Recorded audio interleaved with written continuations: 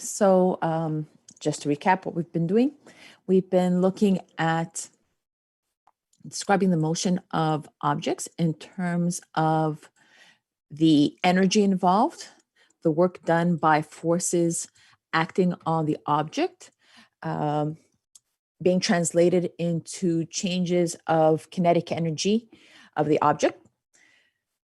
So that's pretty much where we left off. We're going to continue with more problems. Are there any questions before we start? Yes, it's just concerning the final exam. Is it confirmed that it's going to be at school? Well, the college is going to send out that confirmation, but until they say otherwise, that is the plan. So for now, unless they decide otherwise, it is at school. And it's on the 27th of May, right? That's what the college says, yeah. Okay, thank you. No problem.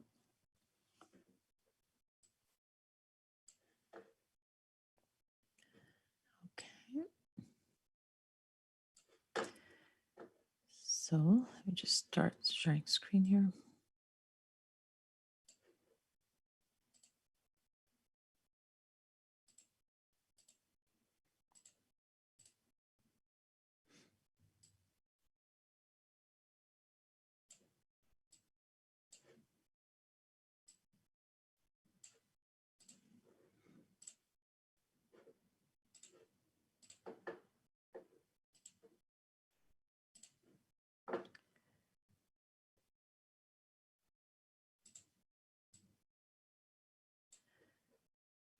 Okay. Miss? Yes? Is it possible to record these classes or No. Because if I record them, then none of you will pay attention. So at least now you have to come to class to listen to what I have to say. That's the main reason, really. Okay. So last class, we looked at the work done by constant forces. Specifically, we saw that a force can do work on an object so long as there is a component of the force that lies parallel or anti-parallel to the displacement of the object. So the work is calculated as the component of the force that is parallel or anti-parallel to the object times the displacement.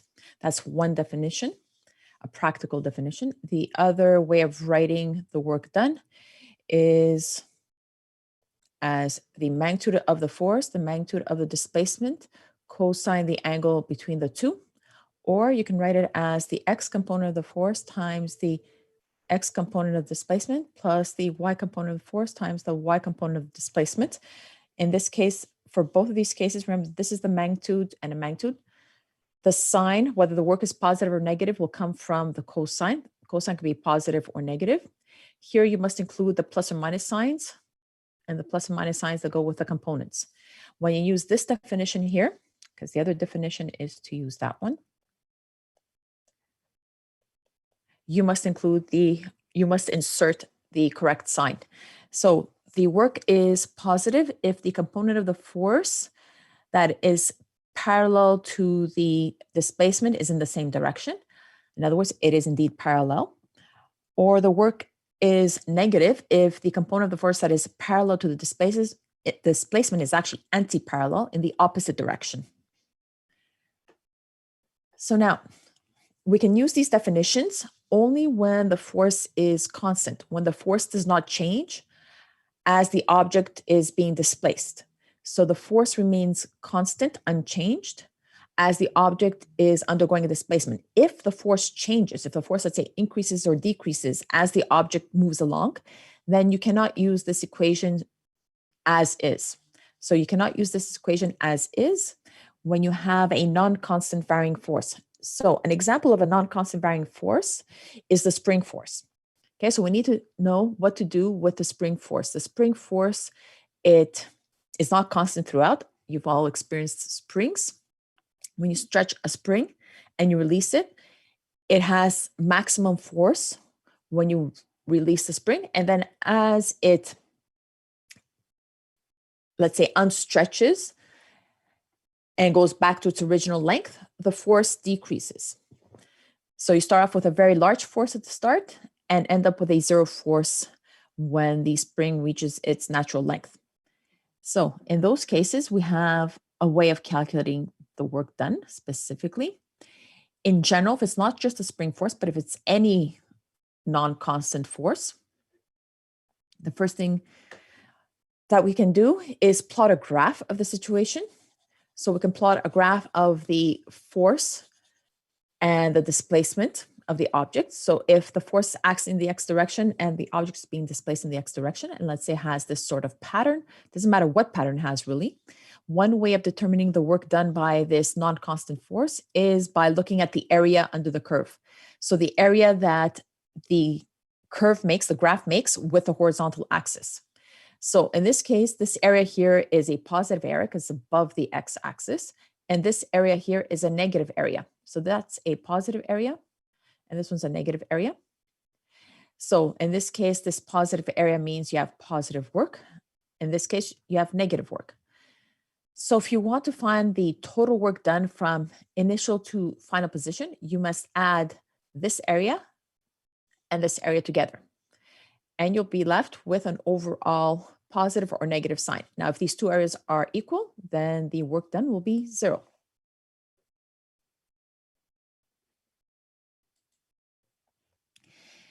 So most of the time, when you have a very funny shape like this, determining the actual area under the curve is not straightforward.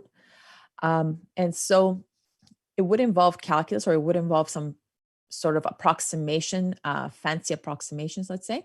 But if you had a curve, quote unquote, a graph that is fairly linear, so you had some funny shapes like this, you could always determine the area of triangles and rectangles. In such a case, it's fairly straightforward to calculate the area under the curve. In our case, we're going to limit ourselves to forces that vary linearly with the displacement. In other words, as the object is being displaced, the force increases. So let's say it doubles or it is reduced by half. It's not, let's say, squared or the square root of the displacement. So if, let's say, the displacement doubles, the force will double. Or if the displacement doubles, the force might become half of the original value. So you have a linear dependence, but specifically, most of the time, we're going to be looking at even directly linearly proportional. And so if it doubles, then the force will also double. So our spring force is what we call a linear restoring force. Linear because it depends on the displacement in a one-to-one fashion. So the force and the displacement, this means proportional. The force is proportional to the displacement, x to the power of 1. So usually we don't even write the power of 1. It's not x squared. It's not x cubed. It's x to the 1. So that's why it's linear.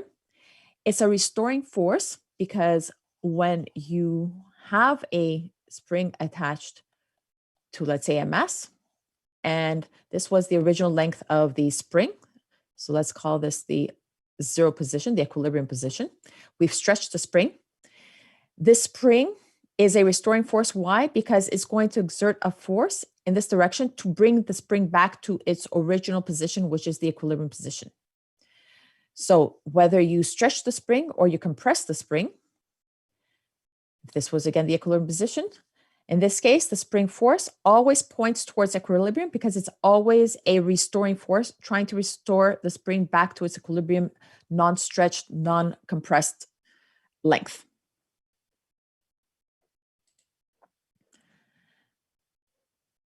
So now,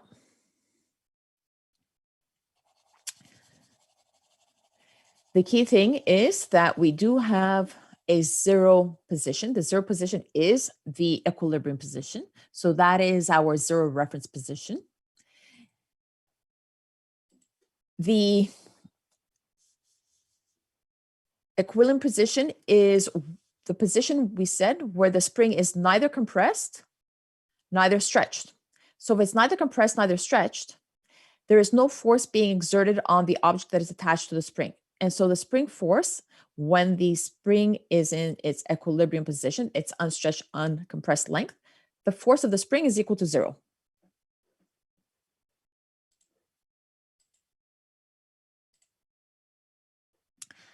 So here are three general, let's say, situations. You have a stretched spring. In this case, your mass has been attached to the spring and the mass spring system has been stretched to the right.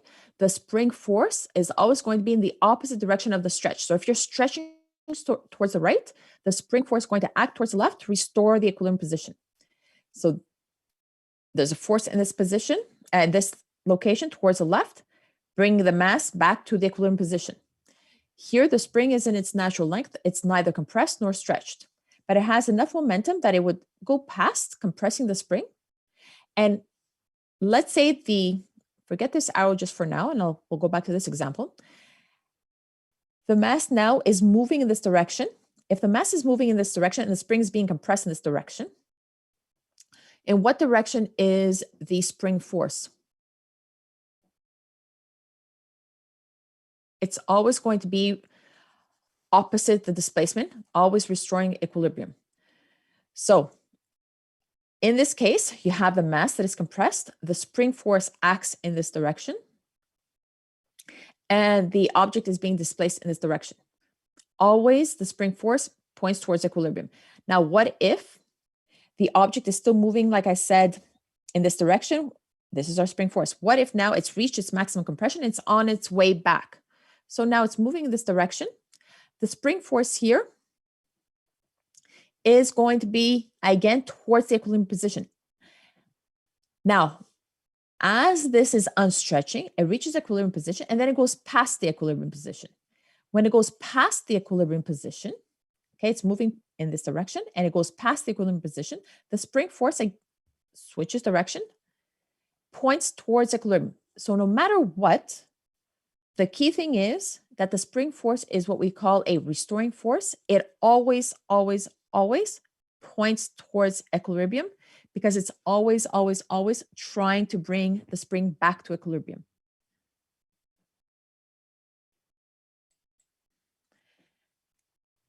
So your spring is stretched. In this particular case, your displacement, you've displaced it to the right. You have a positive. Now, this x is positive, but your displacement specifically, delta x, is positive. At the equilibrium position, the displacement is 0 because this is initial and final position. I mean, your initial position is your reference point, so it's measured with respect to the 0 reference.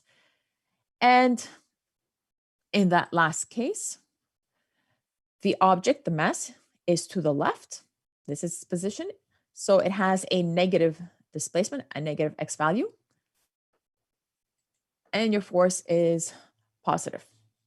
Okay, so it's always the displacement and the force are always opposite in sign because of this restoring nature of the spring force. So the spring force, the formula for the spring force is given by Hooke's law. So Hooke's law tells us that the spring force is equal to minus K times the displacement. K is what we call the spring force constant. It gives you an idea of how strong the spring is, how loose or tight the spring is. Delta X here is the stretch of the spring, the change in length of the spring with respect to the equilibrium position, the 0 reference. So this here equation is the spring force equation, and this here equation gives us the work done by the spring force. Now, because the spring force is not constant, we cannot use F parallel delta X, okay, because Fs is not constant. So we must use this formula. We have no choice but to use that formula for the work done by a spring. Either that or plotting out your force versus X and calculating the area under the curve.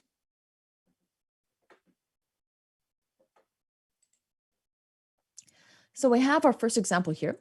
You're asked to find how much a spring with a spring constant of 3 pounds per inch will be compressed by applying a force of 12 pounds to it. So if you have a spring with a spring constant of 3 pounds per inch, first off, we're talking about springs and spring forces. So we write our spring force equation, which is, I'll write it as a vector, minus K delta X. K, we're told, is 3 pounds per inch. P is our force. Let's write this right.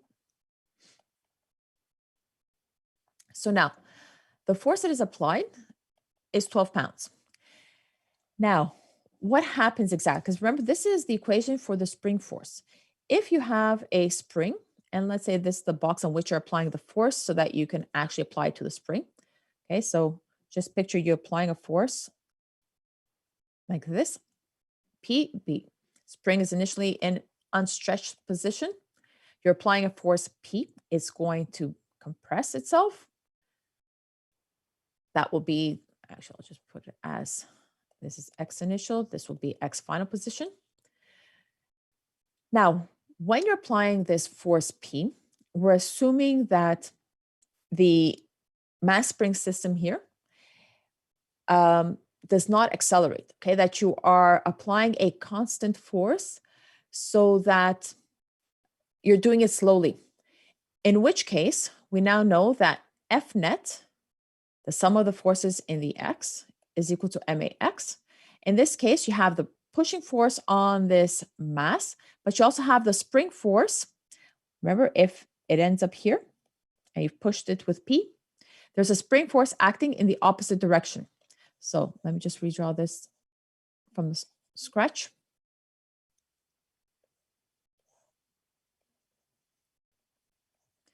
This is your mass. This is the initial equilibrium position.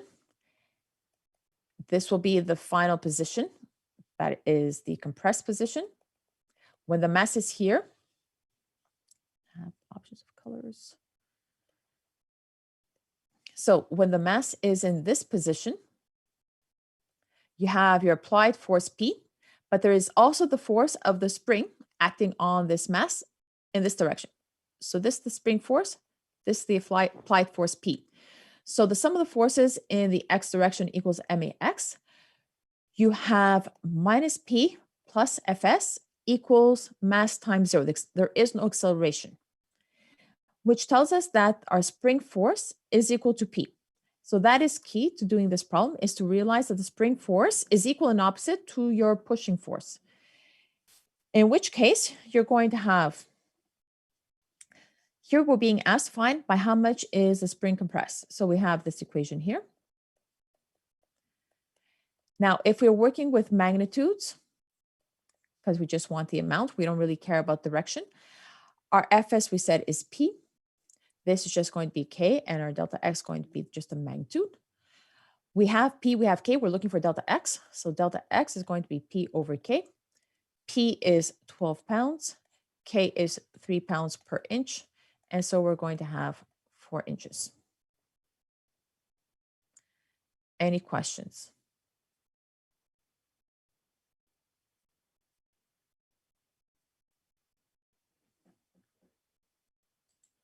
Okay.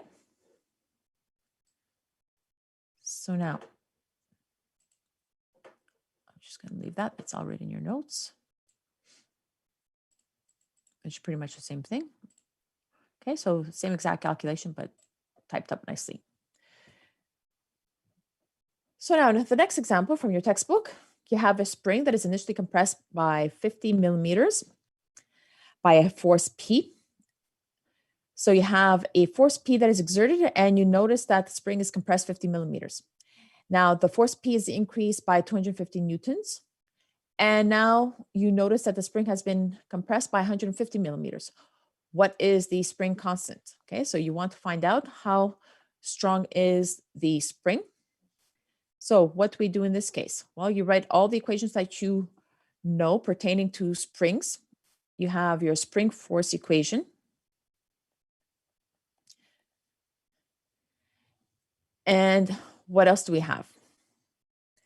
So we have, and we have work done by a spring, we know, is 1/2 kx initial squared minus 1/2 kx final squared. These are all the equations that we know and have regarding the spring. The other thing that we know is that initially our spring force, well, our spring force is always going to equal to P. Our initial spring force is equal to our initial P, which is just P. Our final spring force 2 is just going to equal to P plus 250 newtons. Now, we also know that our initial X is 50 millimeters, specifically delta X, I should say. And our final delta X is 150 millimeters. And we are asked to find what is K. So how are we going to do this?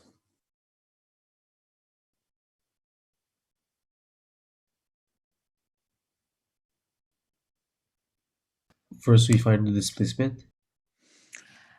We have the displacement because we have delta X1, delta X2. Those are the displacements in this formula. Then we plug it in the formula. So what do we plug into the formula exactly? The force applied. Okay, but what is our force applied? So exactly what would I write? So let me just erase some of this stuff here. I'll start up here.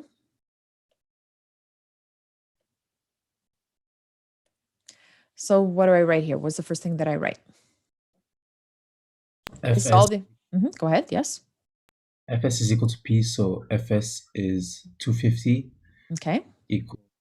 Are you sure FP is 250? FP is not, Fs not equal to 250. Fs we're told is P, and then it increases by 250. Basically what you do is you work with these two equations that you already have. You write Fs1, which is equal to P. But you also have that Fs1, the formula, is equal to minus K, delta X1 is equal to P. That's your first equation. And then your other equation is Fs2 is to P plus 250 newtons. And Fs2 is minus K delta X2 is equal to P plus 250 newtons. Now, this one here actually will go a step further because we have our values for delta X as well. This is minus K 50 millimeters equals to P. And this is minus K 150 millimeters equals to P plus 250. This is your first equation. This is your second equation. So now, where do you go from there? You have these two equations and you have to find P. You have to find K, but you have two unknowns. So can you solve these two equations for K? How do you know whether or not you can or cannot? We have two unknowns, two equations. Okay, and therefore? So we could plug in one Yeah. equation to the other. Yeah, so you can actually solve. You have two equations and two unknowns.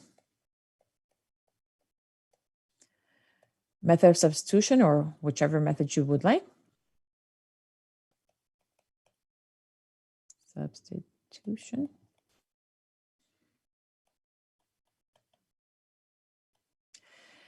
Okay, so let's say we start with equation 1. Substitute equation 1 into 2.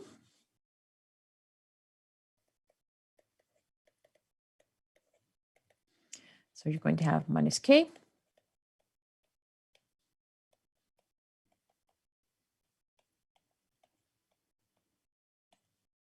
So this here represents the P over here, plus 250. So you're going to have minus K 150 equals minus, K 50 to newtons. We're looking for the K. Bring everything over to one side. You're going to have minus K 150 millimeters. This minus becomes a plus, so plus 50 millimeters. But I shouldn't put it this way, that way. Oops. Okay, so the minus, I'll bring it with the 150. So put it this way so you could see it. Put the minus here. I'm going to put the minus here. This minus, when it comes over, becomes plus. This stays minus. And so solving for K, 250 newtons divided by minus 100.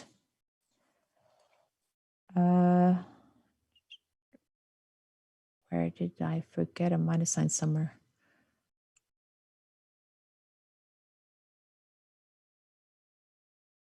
Minus plus P.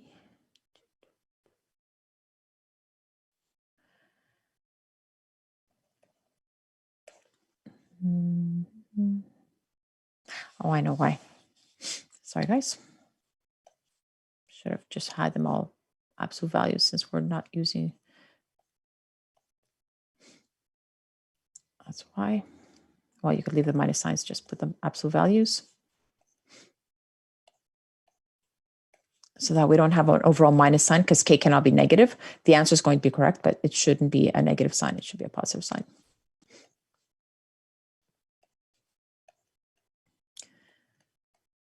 So 2.5 newtons per millimeter.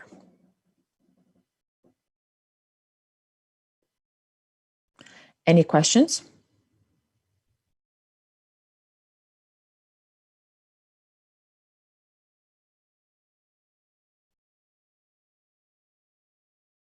On how we did this or why we did something?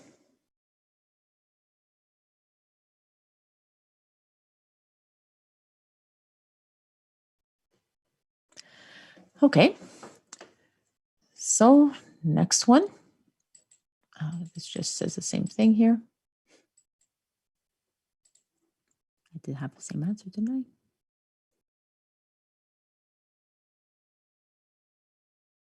Can't even see it.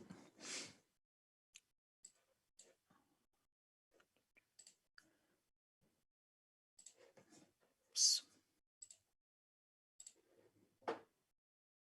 Now, this answer here is newtons per meter. Remember, I wrote the answer as newtons per millimeter.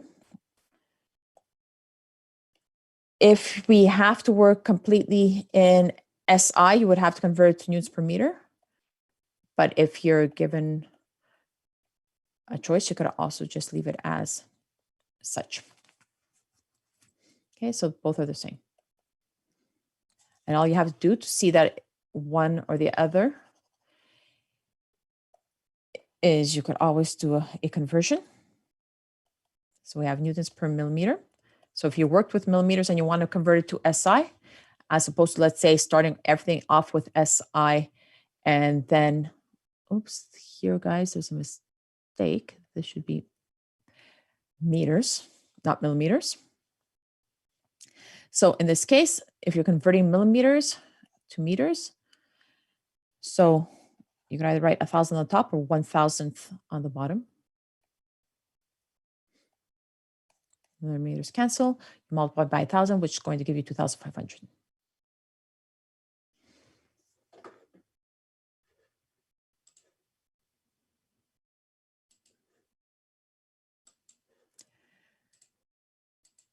Okay, then. The next problem. We have a spring that's compressed 200 millimeters from its free length by a force of 500 newtons. You have to find the spring constant and the work done to compress it. Well, the spring constant, our spring force is equal to our applied force P.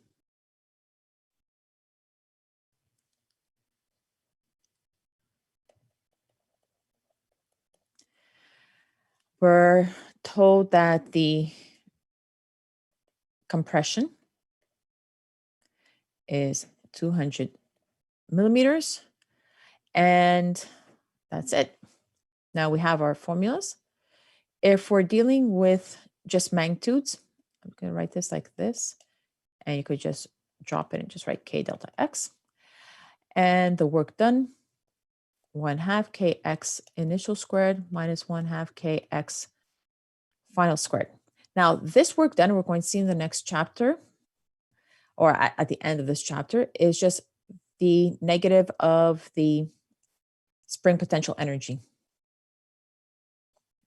So to find the spring constant and the work done to compress the spring, we have these two equations to work with, equation 1 and equation 2. So using equation 1 and applying the information that we have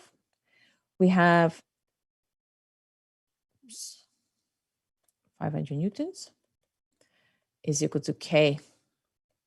Now, I'm going to work in SI, so I'll convert this to 2.00 meters. That's from equation 1. And we could right away calculate RK.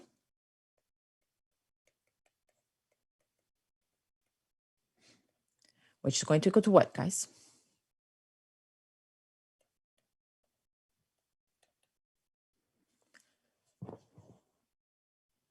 So this is our K. And now with equation 2, we plug in what we have. The work done is equal to 1/2 RK. Here is 2,500 Newton meters. Our X initial. Now, X initial is what value?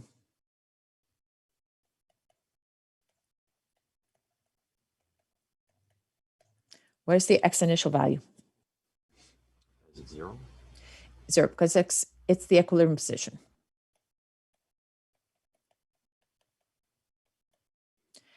And our X final value is 200 millimeters, or 0.200 meters squared.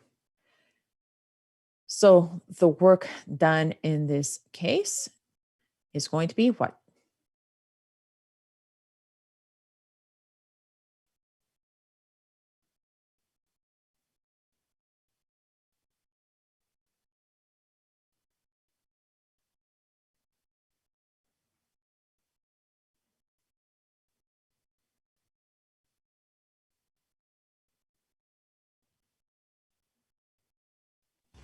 I got -5. Careful with your units. In this particular case, you must use SI units to get the correct unit for work. Is it -5, you said? Yeah, I mean, I just did the calculation. I didn't think about the units. I got -5. Okay. Good So let me just double check. 0.2. Yes, seems about right. -5 what though?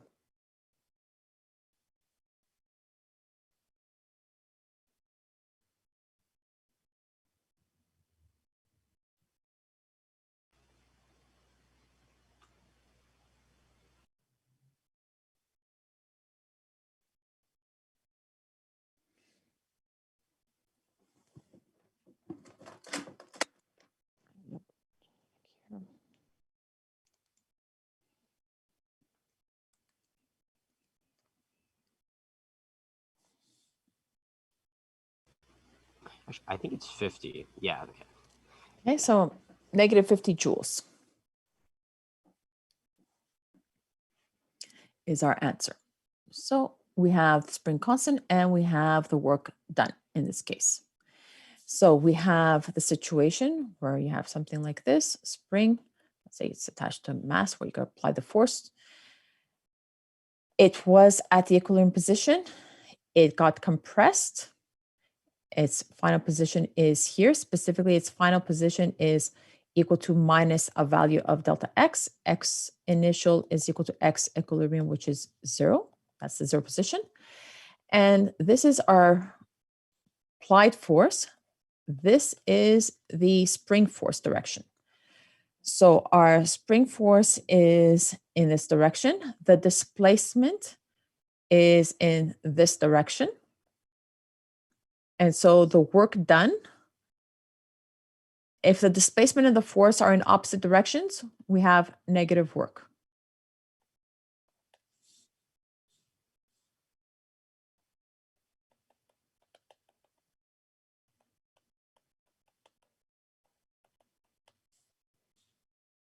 Okay, so negative work because your delta X and your Fs are in opposite directions, which is what we got.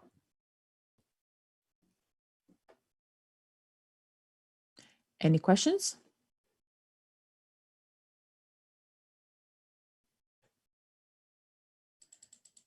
Okay. Next, we have a shock absorber spring.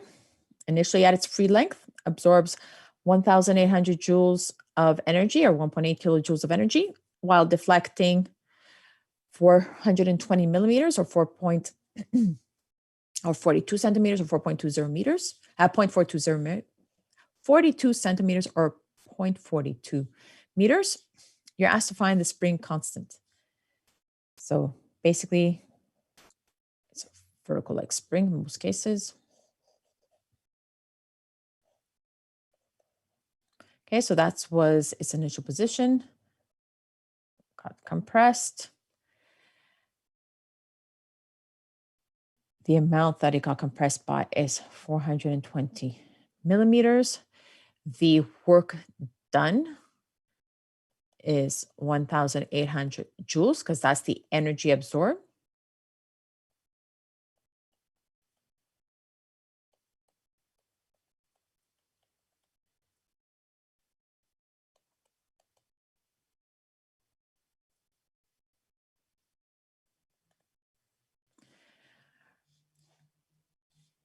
This here is our initial position, equilibrium position.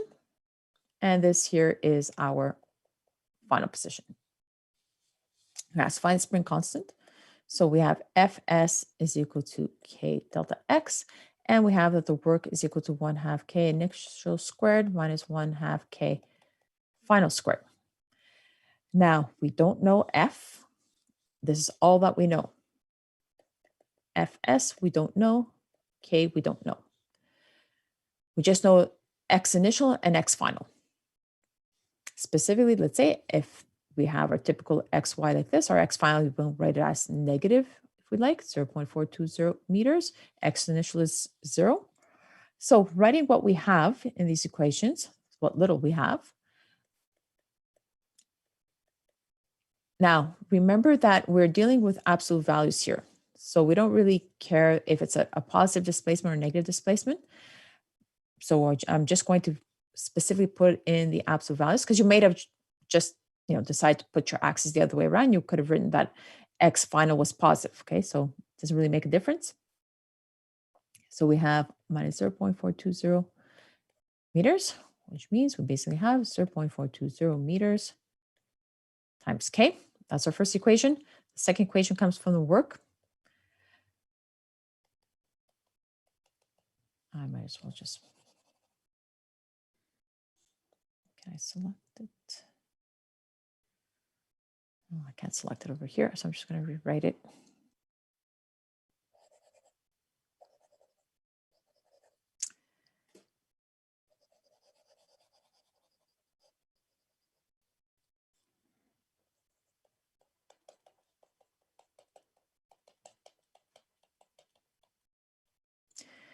So we have 1,800 joules equals 1/2 K. X initial is 0. So might as well just eliminate it. 0 minus 1/2 K on our X final squared. Whether you put the minus sign or not doesn't matter because it gets squared. So the minus sign disappears. So you have the following.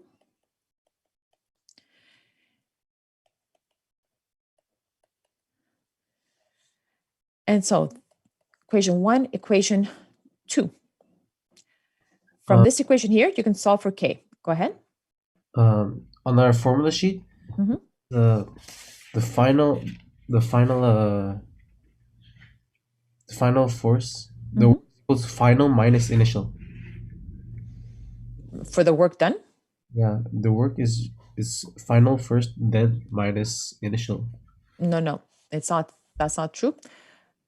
Careful what you're looking at the formula because you have work done like this, which is minus delta US, which is equal to minus. It's not the same thing.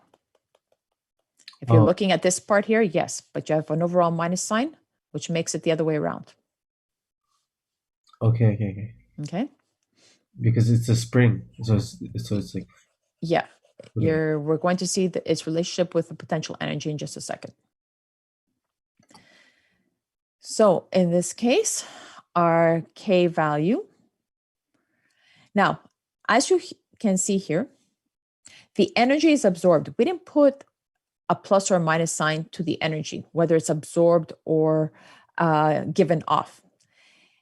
So we're going to have a K value again here that has a negative sign because we didn't put in the sign for our energy.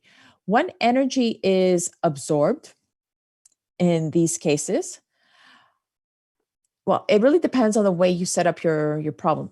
But so that we don't have to worry about our overall sign, this value here of the work done specifically deals with the absolute value.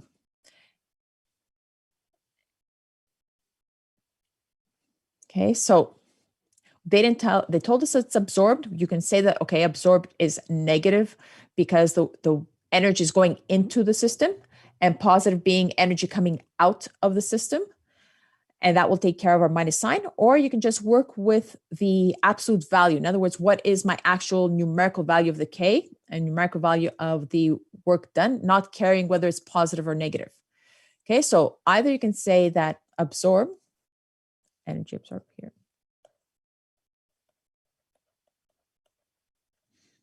implies positive work. And so released would imply, sorry, negative work, because release is positive. Release is positive work. Or you put the absolute value here. It might actually be best to just get used to using released and absorbed with our signs. That way you don't make a mistake. So like this, the minus signs cancel. Our K is going to basically be 1800. Remember that joules are really Newton meters. And so you're going to have 1/2, 0.420 meters squared. And what does that give us for the K?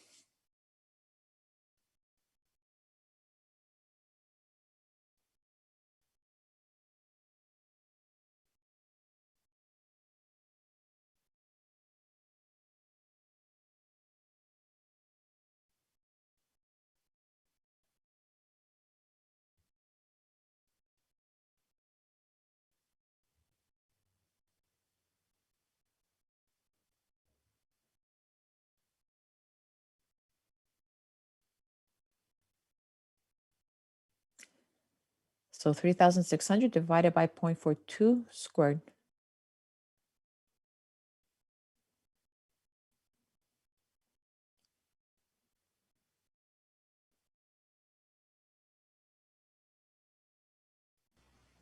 That's 635.04.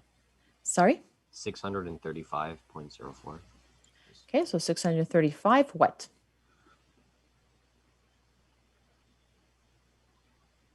Would it be Newton meters in this case? Newtons per meter. Okay, because Newton meters is an energy, but Newtons per meter in this case. So we have now our K, and we can now find our, oh, actually, that's all we had to find, spring constant.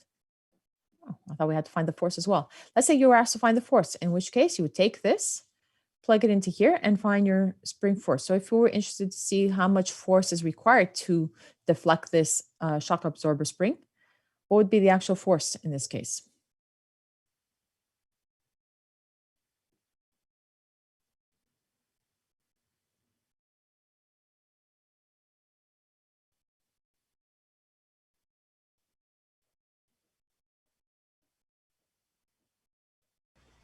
Sorry, could you repeat that? Just what would be the force? Oh, okay, yeah, sorry. No problem.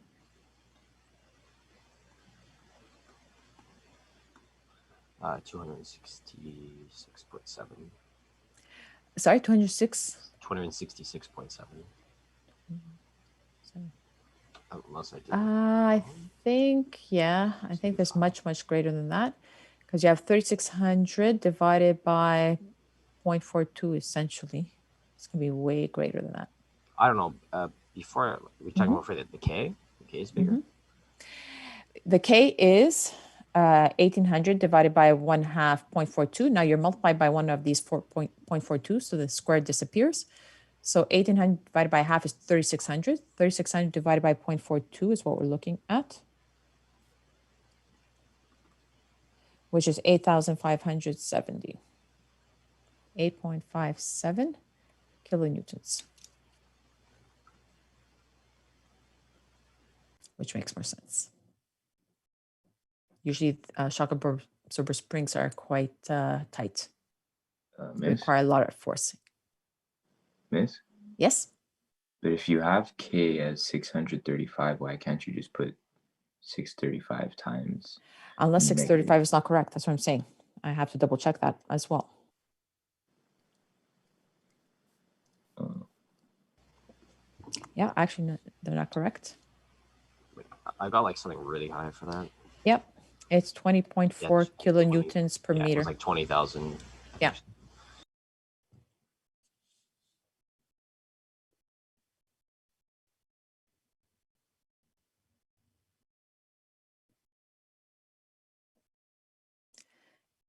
Any questions regarding this?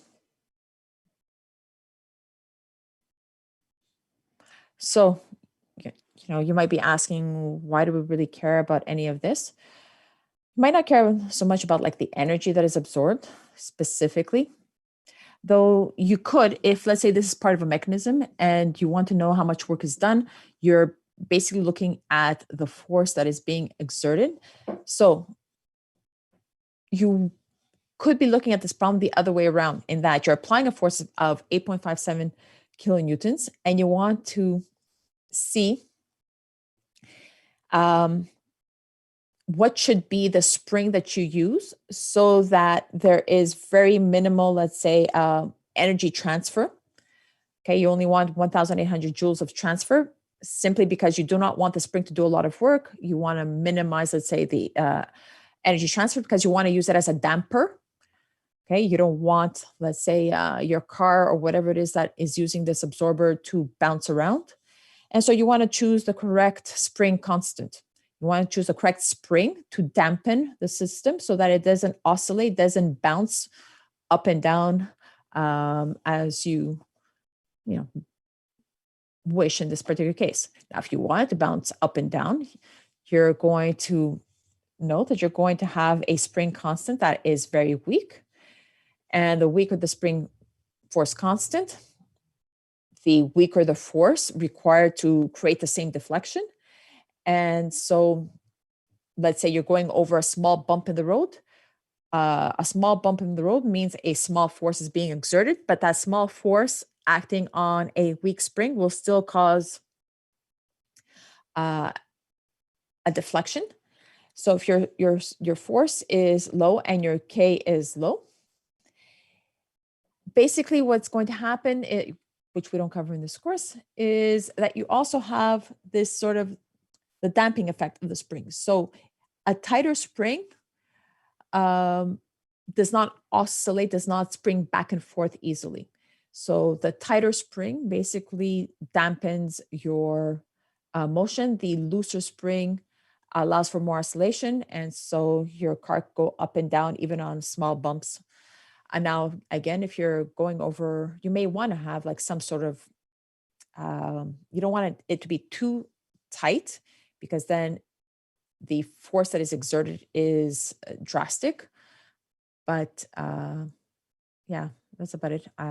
Just don't want to go too much into it because we don't cover everything. But if you have any questions, because I don't know what it is that you cover in your courses. I know you're in MechTech, but I don't know how far you go into these things. Back in the day, you used to build projects like planes and stuff. I don't know if you still do that. They always had a common project, a car or plane project or something. Do you guys have a common project still?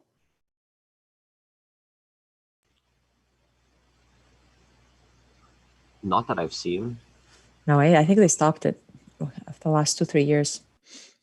You used to work on, let's say, building a little, I don't know, usually some sort of car or some sort of like plane or some mechanical object that moves. Okay, then. Are there any questions before we go ahead?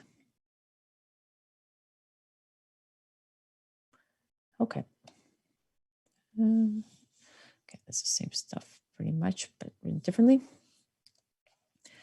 So a spring is stretched 3 inches from free length by force P. When your P is increased by 10 pounds, the spring is stretched 8 inches from its free length. So similar to the other problem that we did, but now it's in US units. Determine the work done on the spring while stretching it from 3 inches to 8 inches. Slightly different, but general setup pretty much consistent. So stretch 3 inch from free length by a force P. So situation 1, it's stretched. So this is your equilibrium position. This is your first position, 3 inches. And this is with an applied force P. P is the applied force.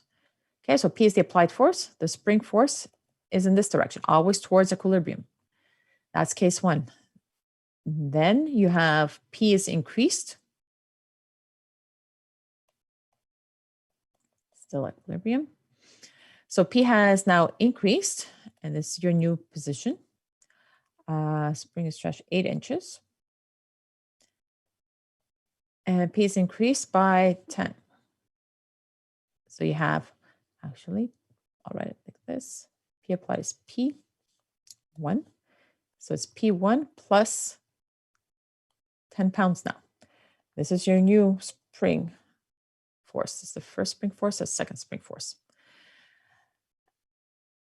You're being asked to find the work done. So how do we find the work done? First off, the work done, if that's what we're being asked, we write down the formula 1/2 kx initial squared minus 1/2 kx final squared. Do we have k? We don't know k.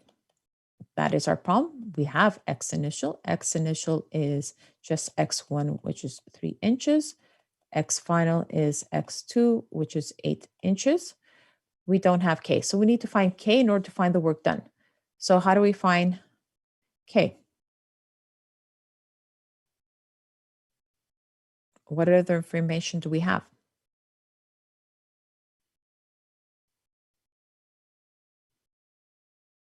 We have the forces. Yep. So we have that Fs1 is equal to k delta x1. And our Fs1 is P1, which is going to be just P. Okay, and we have a stretch of 3 inches. Why? Because in this case, it's 3 inches from equilibrium. So that's the full stretch. That's the delta x.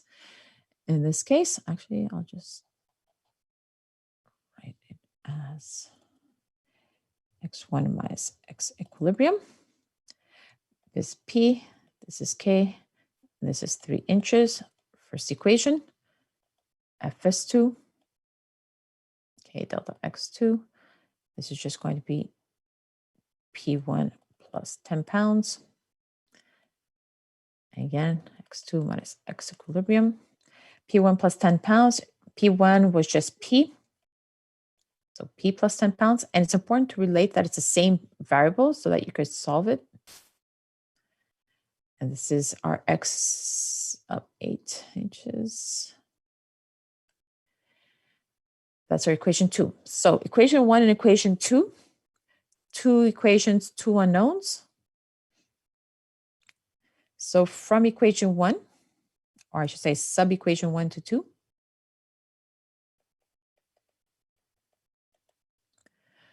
and so we're going to have K, actually, write it this way, 3 inches K plus 10 pounds. Oops.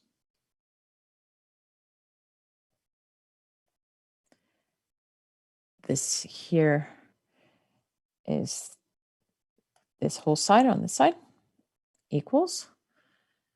I'm bringing the 8 in the front to make it like a coefficient.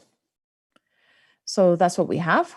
And solving for k, we bring the 3 over to this side. We're going to have 5k equals 10. So k is equal to 2 pounds per inch. Unfortunately, if I'm in this mode, I cannot shrink things up. I'm going to use a different color so that you can see it a bit better, hopefully. I don't know if that's any better, actually.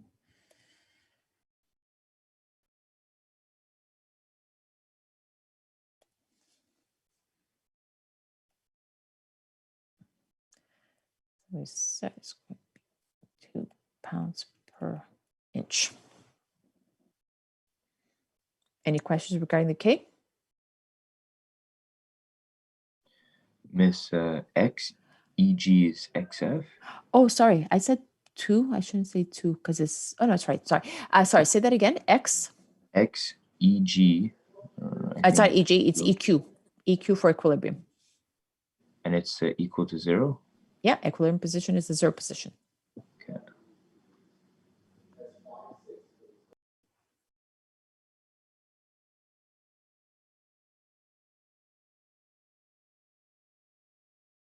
So now that we have our K, we could go in and solve over here. We have 1/2. Our K is 2 pounds per inch. Our X initial is this X initial. Remember, this is initial situation. This is the final situation. So initial, final. Initial is 3 inches minus final, 8 inches. And what's that give us?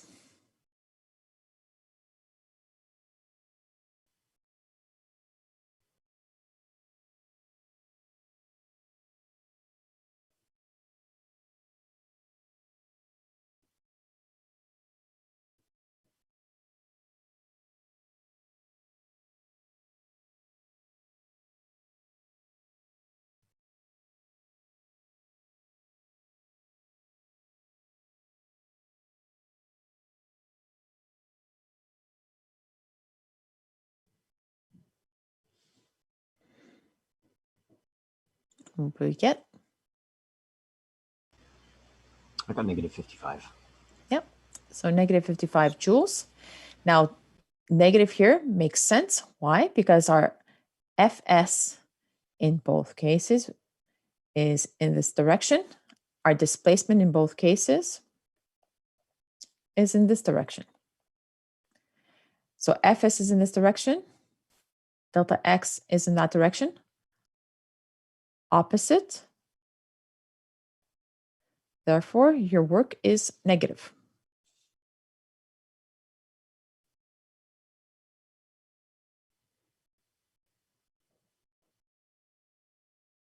Any questions?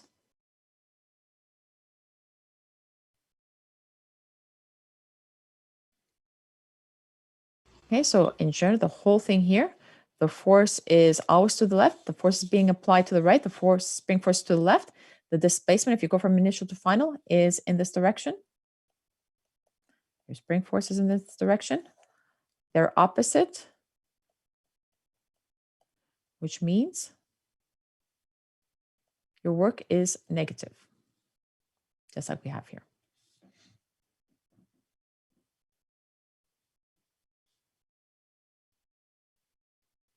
So even though you move a distance, it's still negative.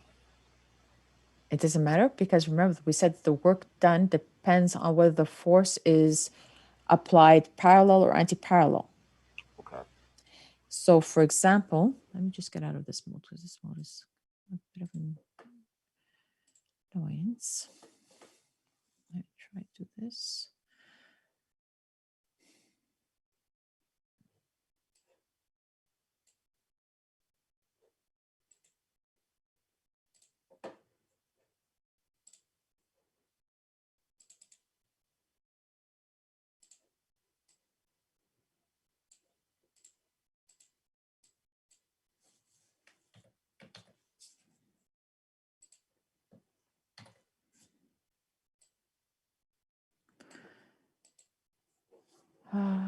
Oh, it's still there. Oh, that's right. Previous one.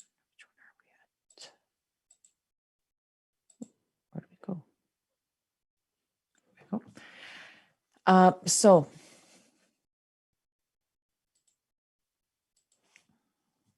as well.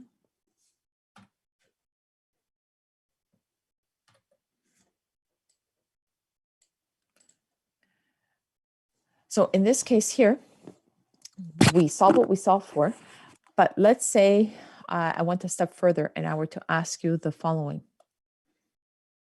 Why don't I have green here? Okay. So was it just an A? Yeah. Okay. So let's say there's a B here. So let's say what was it? It was just a spring. They didn't say what it is. Okay. Um,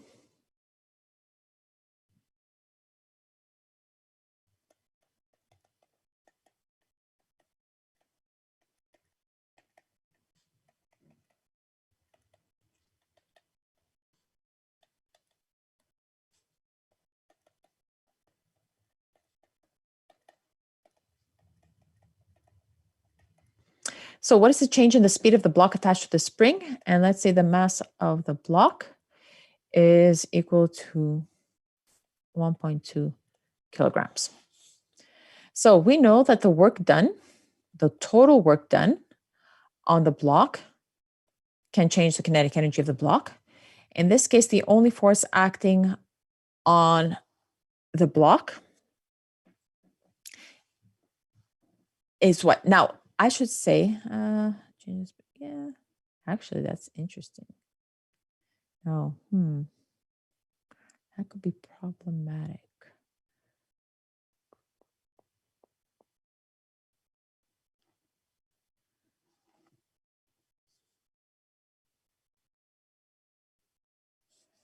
Let me do it a little bit this way. The reason I don't want to confuse you is I want to make it simple.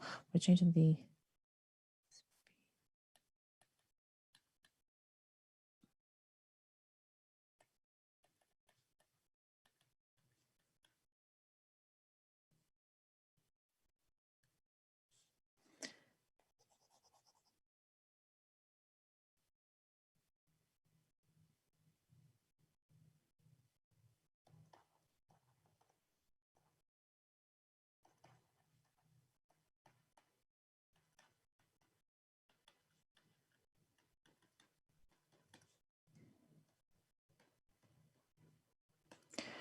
Now, the reason I said once the applied force is removed, because if the applied force is always present with the spring force, so if you're looking at the work at the change in speed of the block while you are applying the force and stretching the spring from 3 inches to 8 inches, the actual change in kinetic energy is 0. Why? Because your applied force equals your spring force.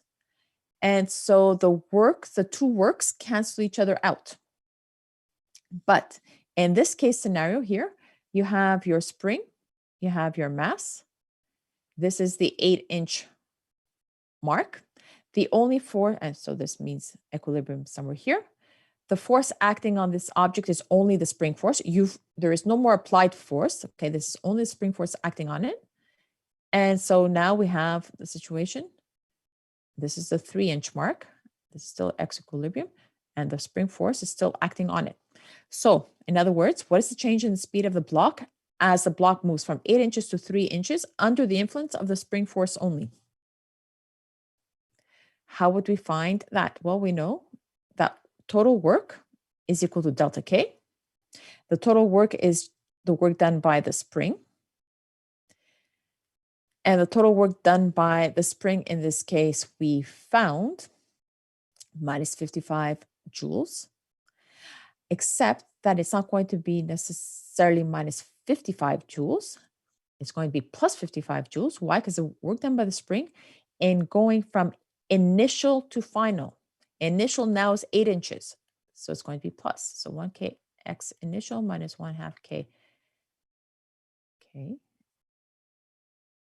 X final squared equals K final minus K initial. I'm just going to try to double this up.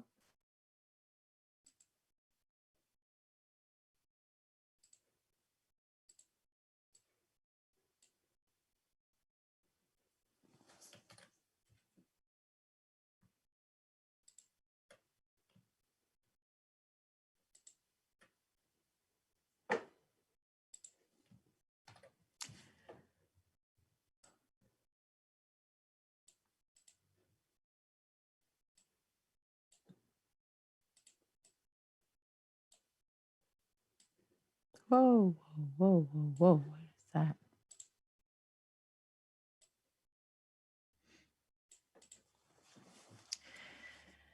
So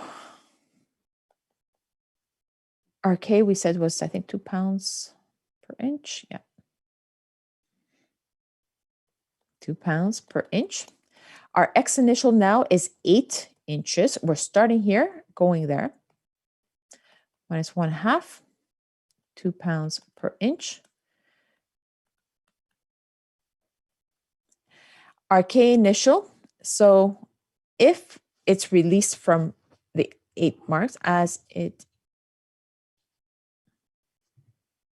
I'll say released from 8 inches and moves to 3 inches. So our initial kinetic energy is 0. Our mass we said is 1.2 kilograms. And we're looking for VF.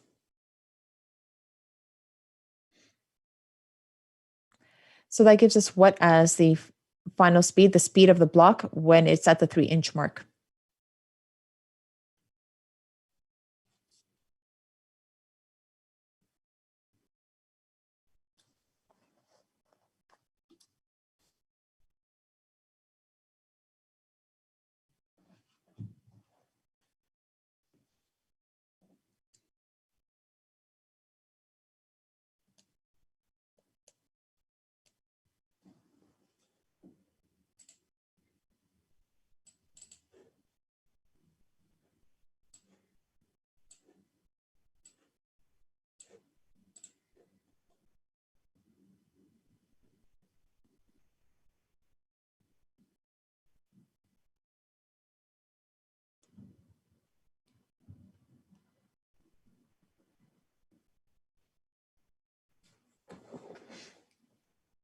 So what do we get for VF, guys?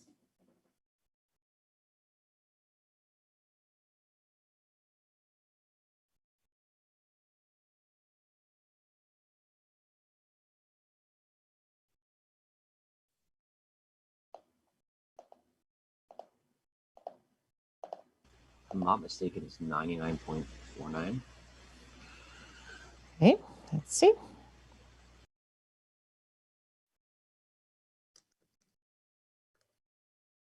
$91.7.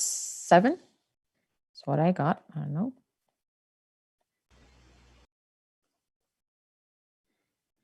Because you have 55 divided by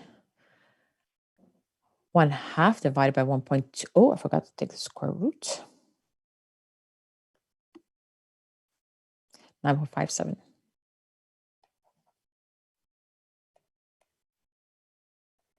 Okay, so 9.57 meters per second. The change in speed is going to be V final minus V initial, which is 9.57 meters per second minus 0 meters per second. So 9.57 meters per second. It's an increase since we have a positive value. Now, one thing I should point out over, what was it? Oh, I removed the stuff on it, is this very thing here, that the work that we calculated in this part over here is the work done by the spring. So if we want the work done by the applied force, it's always opposite to the work done by the spring because they're in equilibrium. They're equal and opposite. So if the work done by the spring is negative, the work that is done by the applied force is opposite that, so positive. Why? Because P is in this direction and the displacement is in the same direction as the applied force, and therefore positive work. Okay, similarly, so same analogy here. Your P is in this direction, your delta X is in this direction. So the work done by P is positive. This is the work done by the spring force. I'll just call it SP.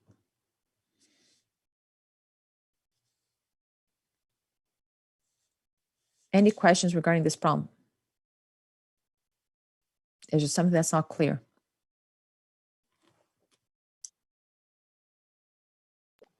Yeah, miss. Yep. I don't get B. B. So in part B, the question has become, what is the change in the speed of the block that is attached to the spring as it moves, the block that is, from the 8-inch mark to the 3-inch mark. It is released at the 8-inch mark. So the spring has been stretched to the 8-inch mark. You release it. So you're pulling the block, which is attached to the spring, to the 8-inch mark. You release your hand. The only force acting now on the block is the spring force. The block now moves from 8 inches to 3 inches. And you're asked to find what is the change in the speed of the block as it moves from the 8-inch mark to the 3-inch mark. In other words, what is the speed of the block at 3 inches? It starts off with a speed of 0. What is its speed at the 3-inch mark?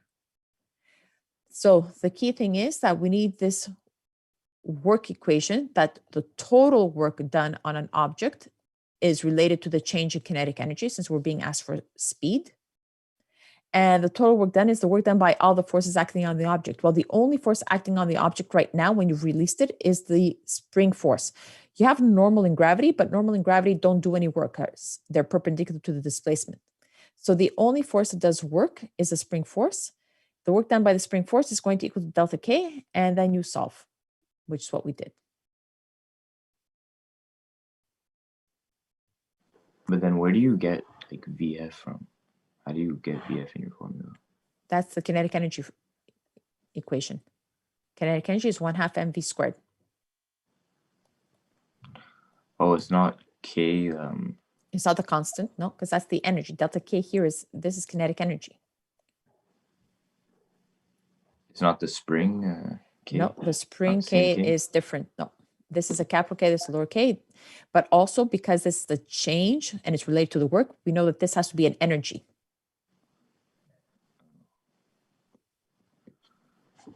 Okay. Okay. The work total cannot equal to the spring constant because work is energy and spring constant is not energy.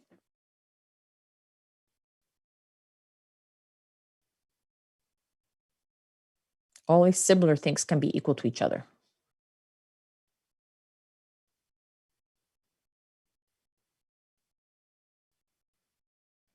Okay. Okay. Any other questions?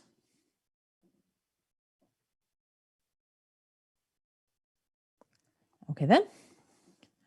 Going to continue.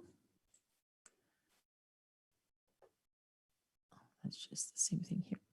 So now, we're going to continue with a few more definitions, a few more details regarding energy. We've talked about the transfer of energy to an object by forces acting on the object. So in other words, when there's a force acting on the object and the object moves, whether the object moves due to that force or due to some other force, all forces acting on an object that is moving contribute or can contribute to the work done on the object. In other words, these forces can input energy to the object, can transfer energy to the object, or take away energy from the object. So just to go back one step here before we do that. So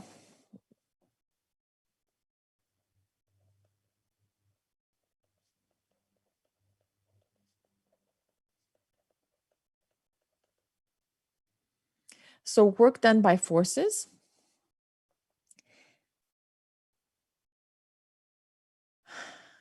When you have forces acting on an object, these forces can do work on the object when the object is actually moving. If the object is not moving and there are forces acting on this object, there is no work being done by these forces, because in order to have work, you need forces acting on the object and a displacement of the object. Okay, so work, the basic definition is force, displacement, cosine the angle between them. You need displacement and you need force. Now, if we have positive work being done by force, so work is positive by, let's say, force 1, what does that mean? It means that F1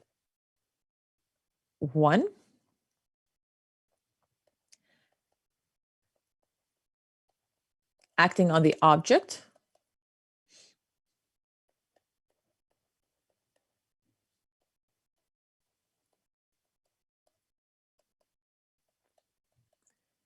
So the force F1 acting on the object transfers energy to the object.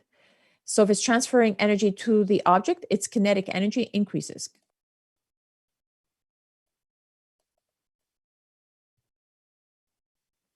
The kinetic energy of the object, just in case you don't realize which one.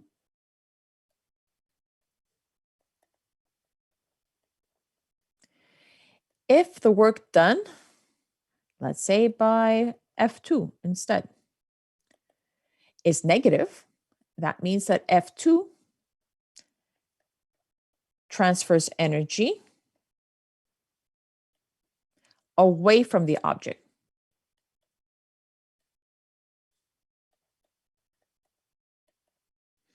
So it takes away energy.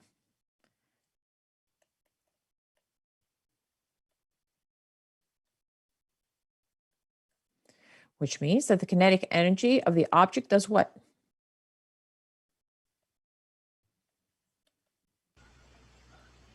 Decreases. Decreases. Okay, so that's why negative work. So in other words, if the work is negative, that means that your force is acting in this direction, generally speaking, in a forward-like direction. It could be angled, okay? It doesn't have to be specifically horizontal. It could be like at an angle, but your displacement is generally the opposite direction. This is definition of negative work.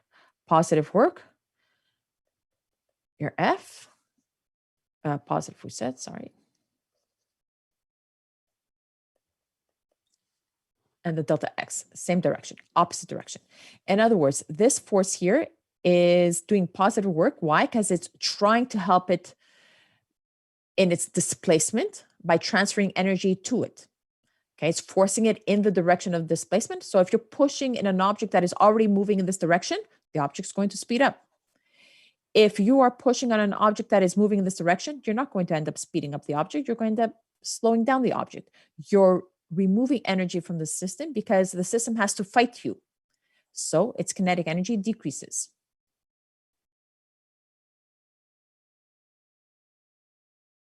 Does that make sense?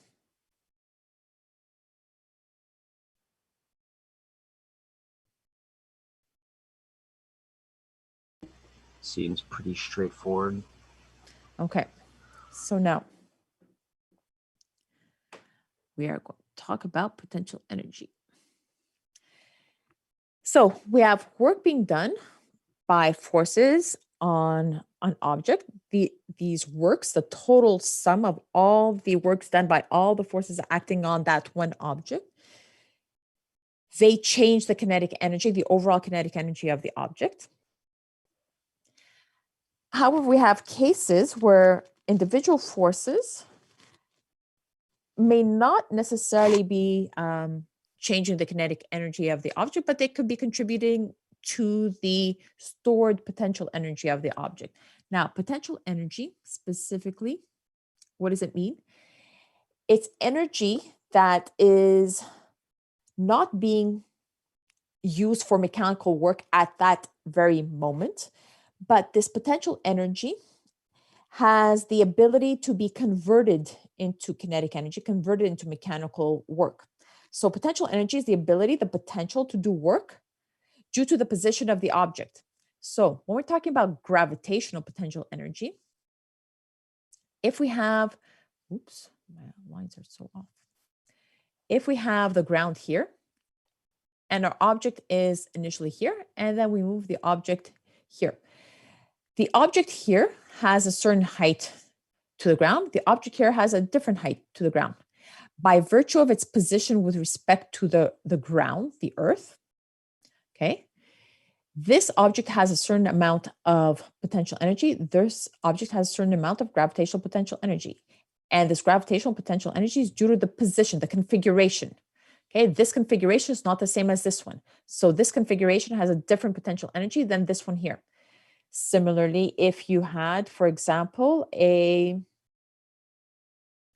spring, since we've been doing springs, you have a spring and a mass like this, or you have a spring and a mass like this. This here is the equilibrium position, same here, but this is x1 and this is x2. The configuration, the first configuration is not the same as the second configuration. So by virtue of the configuration, the positioning of the first and the second, you have different potential energy for this one, different potential energy for the second one. So potential energy depends on the configuration, the positioning of the objects and the forces involved. If we're looking at the positioning of the objects and the forces involved, in this case, let's say, is the gravitational force, then we're looking at the gravitational potential energy. If we're looking at the positioning of the objects and the forces doing work, in this case, that we're interested in is spring force, then we're looking at the spring potential energy. So the gravitational potential energy has the form mgh. So when an object is located here, a certain height above the zero reference, it has a gravitational potential energy of mgh1, let's say.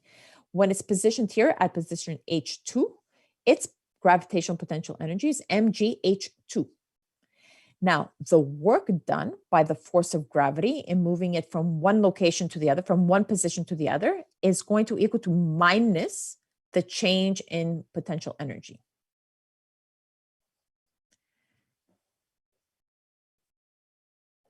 Similarly, with the spring potential energy. The spring potential energy, when the block here is attached to the spring and it's located at x1, it has a certain amount of spring potential energy stored in the system, okay? Because you've compressed the spring, for example, in this case, or you could have stretched the spring. The amount of potential, spring potential energy that is in this system is 1/2 kx1 squared. The amount of spring potential energy in the second example is 1/2 kx2 squared. The work done by the spring force in moving the block from x1 to x2 is going to be minus the change in potential energy. So we already know what the work done by the spring force is. We've seen that it's 1/2 kx initial squared minus 1/2 kx final squared. This has to give us the same result. So taking this definition down here and writing it, we would have 1/2 kx final squared minus 1/2 kx initial squared. But this overall minus sign means that we're going to have 1/2 kx final squared plus 1/2 kx initial squared, rearranging it so that we have the same form that we saw earlier. We see that we get this same exact equation. So in other words, the work done by the spring force or by any force that we call a conservative force is always equal to minus the change in potential energy associated with that force. Now, have you ever heard of the potential energy due to friction?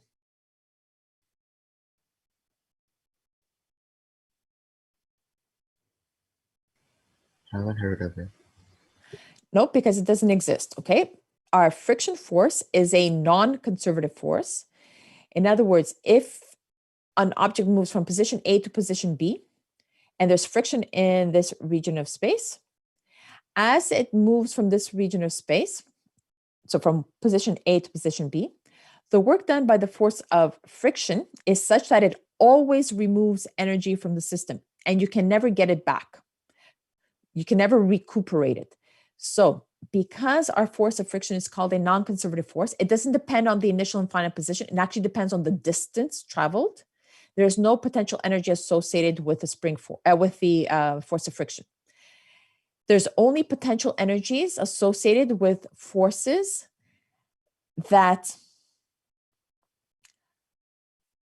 whose work depends on the displacement, on the initial and final position, and not on the distance traveled. So the gravitational potential energy exists because our gravitational force, the work done by the gravitational force, depends on the initial and final position of the object. So the key thing to remember is that only conservative forces that depend on initial and final position, have potential energies associated with them.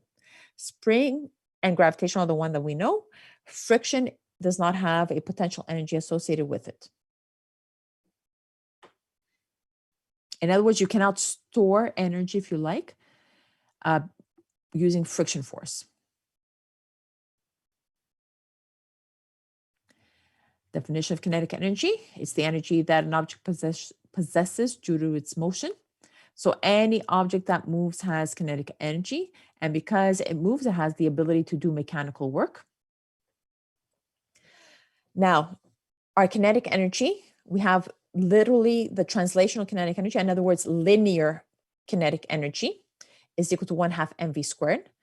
But we also have rotational kinetic energy, angular kinetic energy, which is equal to 1/2 I omega squared. Remember that here m is our mass, that property of the object that resists change to linear motion, the inertial mass. And this I here is the mass moment of inertia, the property of the object that resists rotational motion. So the way the mass is distributed over the volume of the object, the area of the object, that is what our I is. Our I is a measure of the object's resistance to change in rotational motion. Okay, and inertia, mass moment of inertia, basically is the distribution of the mass over the shape of the object. How the mass is distributed over the shape of the object affects the object's ability to resist change in rotational motion. We always keep in mind the figure skater. Hands out, I mean, the figure skater isn't changing its mass. All it's doing is changing the distribution of its mass. So the figure skater with the arms out, it makes it harder for the figure skater to rotate. So it offers greater resistance to change in rotation. Whereas when the figure skater tucks their arms in, the distribution of the mass is different now. And this distribution allows for change in rotational motion, it allows for spinning.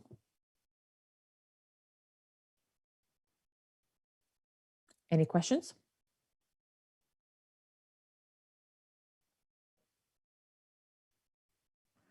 Okay, then.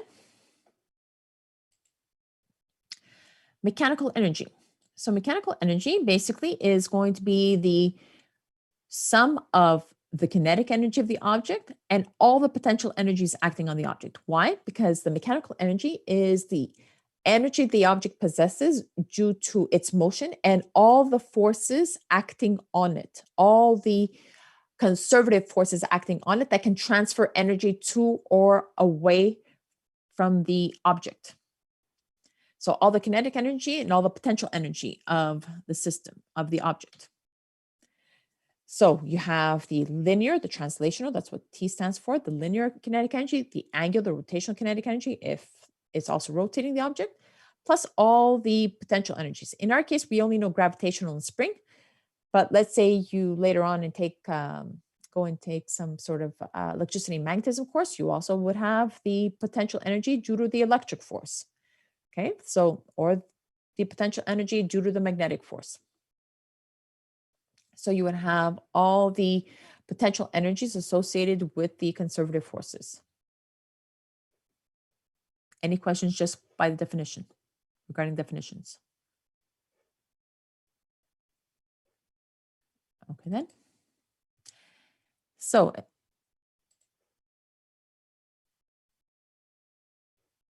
which one? This one? Okay, but it should be in your notes, I think. Okay, no problem. It's okay.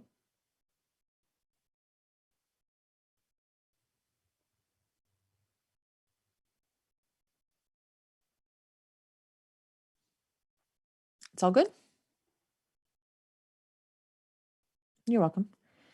Okay, so this is the translational linear kinetic energy. This is the angular rotational kinetic energy. This is the gravitational potential energy. And this is the spring potential energy that the object possesses at a specific location and specific time.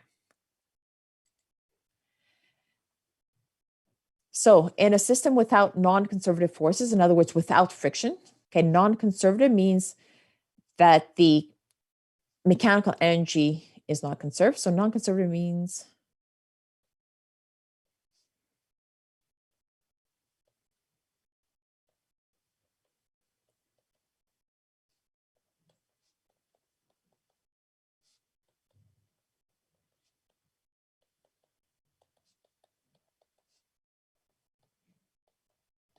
Okay, so if you have non-conservative forces acting on the system, this means that the mechanical energy of the system is not going to be constant. It's not going to be conserved because these non-conservative forces like friction remove energy from the system.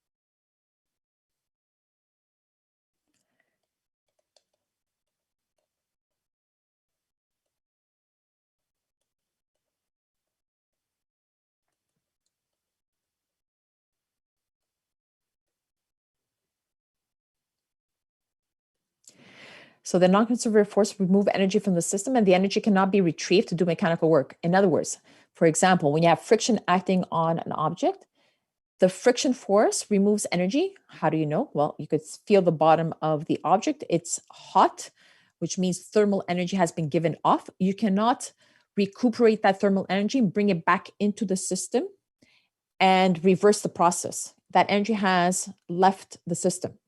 Whereas, for example, in the case of an object having gravitational potential energy, if the object is 10 meters above the ground and then you raise it to 20 meters above the ground, you're increasing the gravitational potential energy. If you're moving it from 20 meters to 10 meters, you're decreasing the gravitational potential energy, but you could reverse the process. You could just bring it back up to 20 meters and you increase the potential energy again. The energy has been transformed into kinetic, but it has not been removed from the system. Does everybody see the difference regarding conservative versus non-conservative?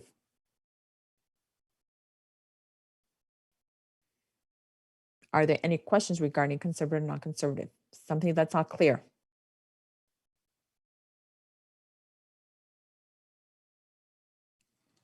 Okay. So when there is no friction, where there are only conservative forces acting on the system, there's going to be no change in mechanical energy. The mechanical energy remains constant, conserved. The change in kinetic energy plus the change in potential energy, the two together gives you a zero change in mechanical energy. What does that actually mean? This is quite important. It doesn't mean that the kinetic energy doesn't change or that the potential energy doesn't change. The total, remember, this is the total of all the potential energies, the sum of all the potential energies. Total, if you want. So now, if the kinetic energy of the object, the system, increases, what this means, this equilibrium condition equation, meaning the constant mechanical energy, if the kinetic energy increases, what happens to the potential energy of the object, the system?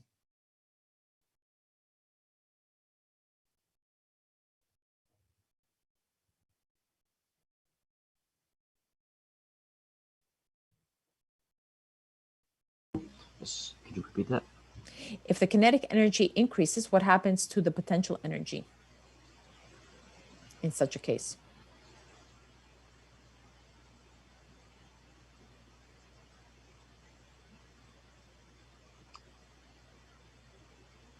Does it go down?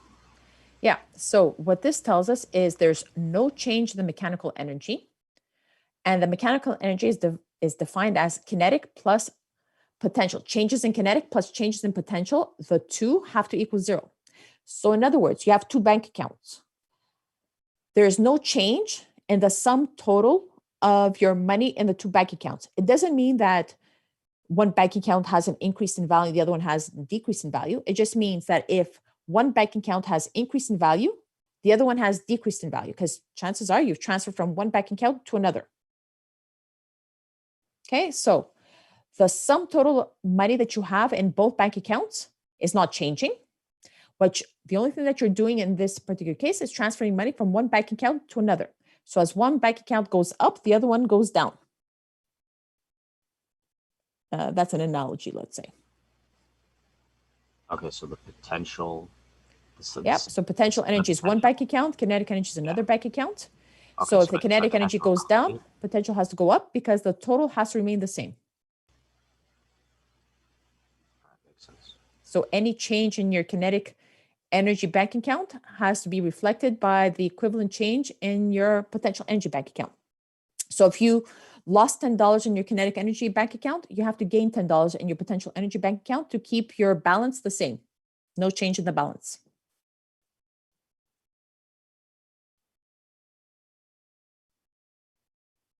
Everything clear in terms of this equation, what it means?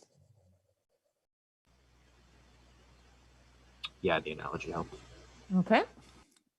So now another way of writing the same equation is writing it this way. Literally writing, okay, my balance in both accounts is this.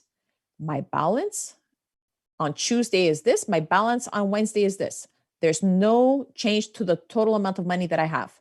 I may have transferred from one bank account to the other. And so my kinetic energy bank account is different today than yesterday. And my potential energy bank account is different today than yesterday. But the total before and the total after, the total on Monday and the total today is the same. So the same information, just written two different ways. In other words, if you take this equation and you rearrange it, bring this one over to the other side. So bring this over to the other side, you have 0 equals EMF minus EM initial, which is delta E. Take the same thing with this equation here, bring the i's over. You're going to have KF minus K initial plus UF minus U initial, which is delta K plus delta U. So literally the same equation, just written differently.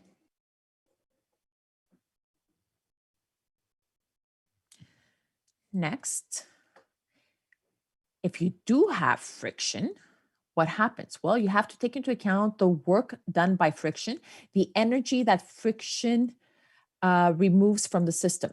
So in other words, you have your two bank accounts, and now you have to pay, let's say, your tuition at Dawson. So your tuition at Dawson, once Dawson takes your money, they're not giving it back. Okay, it's a non-conservative force in this case. So you have to take that into account, literally accounting. You know, you're an accountant. So you have your bank account on Monday, your kinetic energy bank account, your potential energy bank account. You have the transfer of money to Dawson equals your kinetic energy bank account plus your potential energy bank account on Friday. Now, the change in the money situation here, the change in your bank accounts, Mondays versus Fridays balance is going to equal to the transfer of money to Dawson. So the loss of money in your bank accounts equals to the payment you made to Dawson. You could have taken some from kinetic, some from potential, or all of it from your kinetic energy account, or all from your potential energy account. But whatever the case may be, you've lost some money to Dawson. You've lost some energy to the work done by friction. So if you take into account the money that you transferred, so your initial bank account, kinetic and potential on Monday, plus the transfer is going to equal to your bank account on Friday. Okay, so when we say total energy is conserved, is if you take into account the transfer, everything's fine. Nobody stole some money from you. You know where it all went. There isn't some unaccounted for missing money, missing energy. Everything is accounted for. This is what we mean by total energy is conserved, because you are able to keep track. Everything is still where it's supposed to be. Nobody has siphoned off some money from you.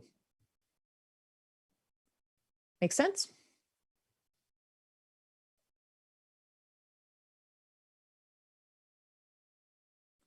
Okay, then.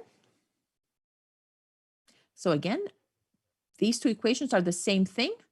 The top in terms of the changes, the bottom one in terms of your bank accounts.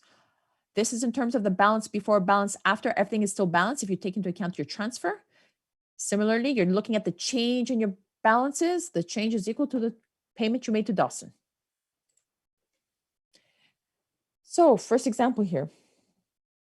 You have a construction crane that drops a mass of 50 kilograms from a height of 4 meters. You're asked to find the kinetic energy of the mass as it strikes the ground and the velocity with which it strikes the ground. So a quick diagram of the situation. You have a mass that starts up here. It'll end up down here. It drops a height of 4 meters. The mass is 50 kilograms. You're asked to find the kinetic energy of the mass as it strikes the ground. So whenever they're asking you for kinetic energy and they're giving you heights, you're looking at a conservation of energy equation.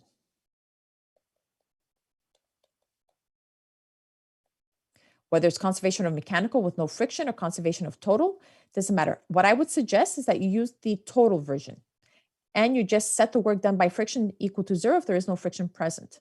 So your mechanical energy initial, mechanical energy, actually I shouldn't say mechanical. So I'm going to skip that step. I'm just going to write it this way. Kinetic initial plus, in this case, you have gravitational initial. Do you have a spring? I'm just going to write the spring potential energy. In all of our problems, we're going to have gravitational and or spring potential energy. We don't know any other potential energy. So we're just going to write everything. And if it's not present, you just set it to 0. This way you won't forget it if it is present.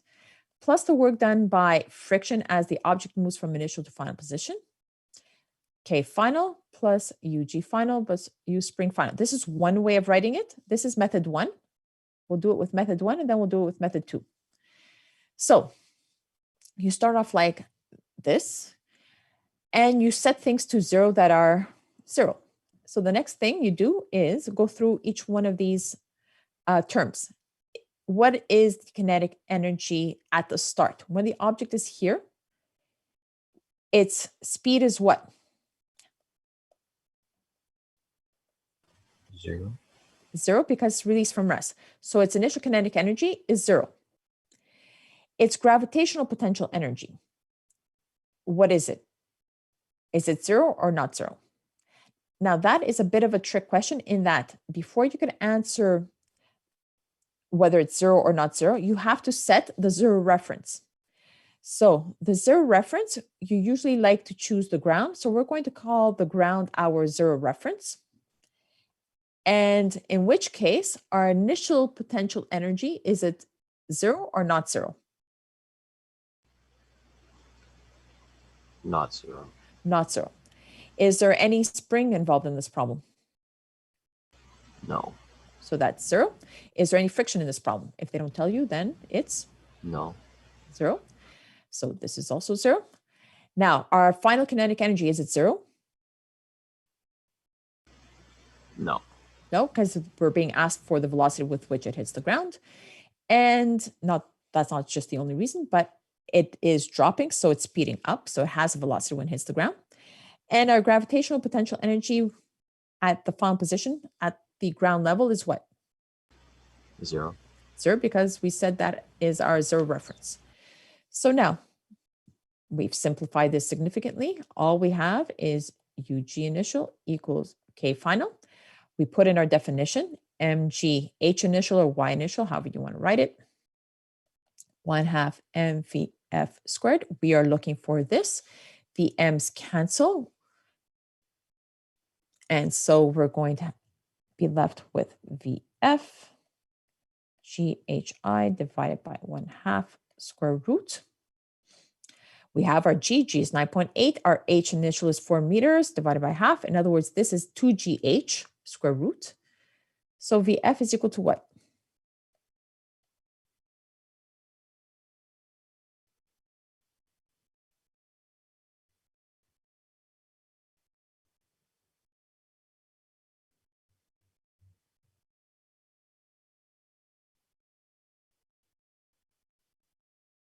Uh, 8.85 meters per second.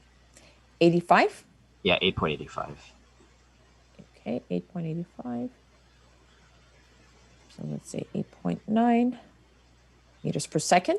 Now, just to be careful, because we're being asked for velocity. So 8.9 meters per second down, or minus j hat. but we're also being asked for the kinetic energy, the final kinetic energy, which is 1/2 mvf squared, which is equal to mgh initial. Now I would use this. Why? Because let's say you made a mistake with VF, your answer for KF would be wrong, but you have all the information for MGHI. So what does that give you for your final kinetic energy for A? This is B, this is A. And this just came from this equation here.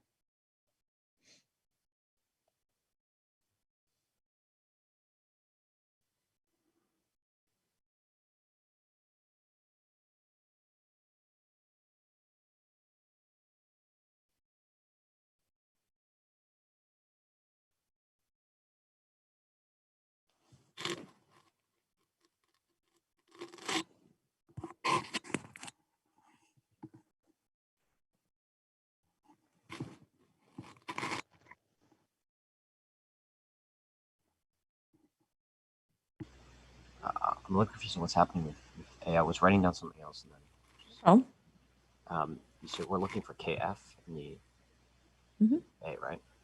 So so 1/2 MVF squared is equal to MGHI. So you're basically looking to solve for MGHI. okay.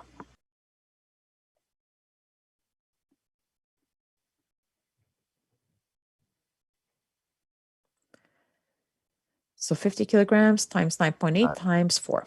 I got 1,962. Okay. So 1,962 joules.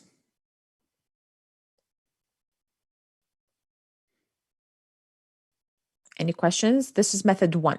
This is when you use the equation written in this form. Sometimes it's easier to use this method. Sometimes it's easier to use the second method. Most of the times they're equivalent in terms of how easy it is to use them. So I'm just going to, I don't think it allows me to insert.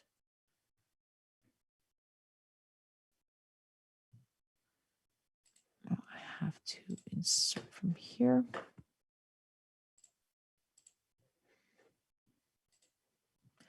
Method 2 would be as follows.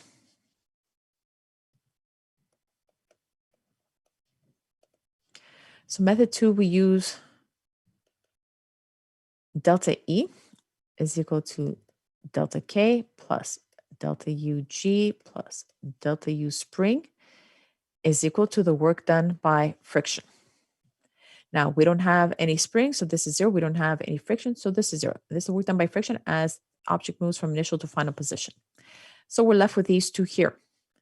So in other words, we're left with delta K plus delta UG is equal to 0. This delta K is basically K final minus K initial. This delta UG is UG final minus UG initial equals 0. If we use the same references as we did in previous method in our initial setup, first of all, K initial is 0 because it's dropped, released from rest. UG initial is 0 because it is, oops, no, not 0, this one. UG final is 0 because it is at ground level. So once again, we have KF minus UG initial equals 0, which is KF equals UG initial, which is 1/2 MVF squared equals MGHI. And so again, our VF is going to be 2GH. You can divide by the 2 and it goes up in the numerator. And it also means that our KF is just MG.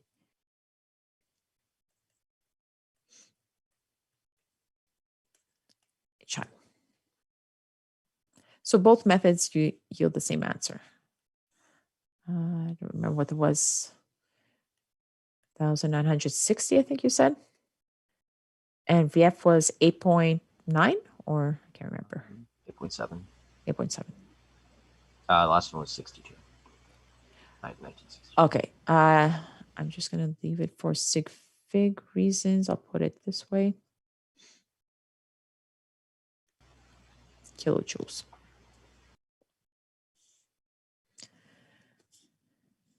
Okay, so both methods have their plus and minus. So this was not 8.9, this was 8.7? Well, I guess it was, yeah, okay, no, then. Okay. I might have just, oh, no, it is not 8.9. I'm sorry. No, My it's bad. okay. No problem. So both methods obviously should yield the same answer as we saw. It does most of the time depends which one you prefer. Okay, so each person has a preference. Like I said, sometimes method 1 is easier to see. Sometimes method 2 is easier to see. But as you can see, method 2 basically converts down to method 1. The only thing is that sometimes you could go from here and write it this way. Your delta K, you could write it as 1/2 m VF squared minus VI squared. So you can write it like this, plus mg delta H. So now if you write it like this, sometimes it's easier to work with this here because you'll be given a change in height and you won't be given the initial and final height. But like I said, it really depends on what you prefer. Everything will basically boil down to the same thing. Any questions before we go to the next problem? Yeah. Mhm. What? Okay. So, can you just reiterate what's the difference between method 1 and method 2 in terms of writing the equation? I know in method 1 we're writing every equation, like all the potential and mechanical. It's the same thing. It's just that method 2. So method 1 focuses on the balance of each account. Method 2 focuses on the change in the balance of each account.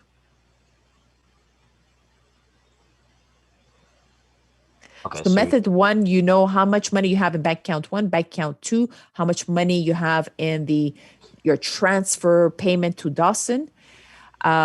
Whereas method 2 focuses on what is the change in your kinetic energy bank account, your bank account number 1. What is the change in bank account number 2?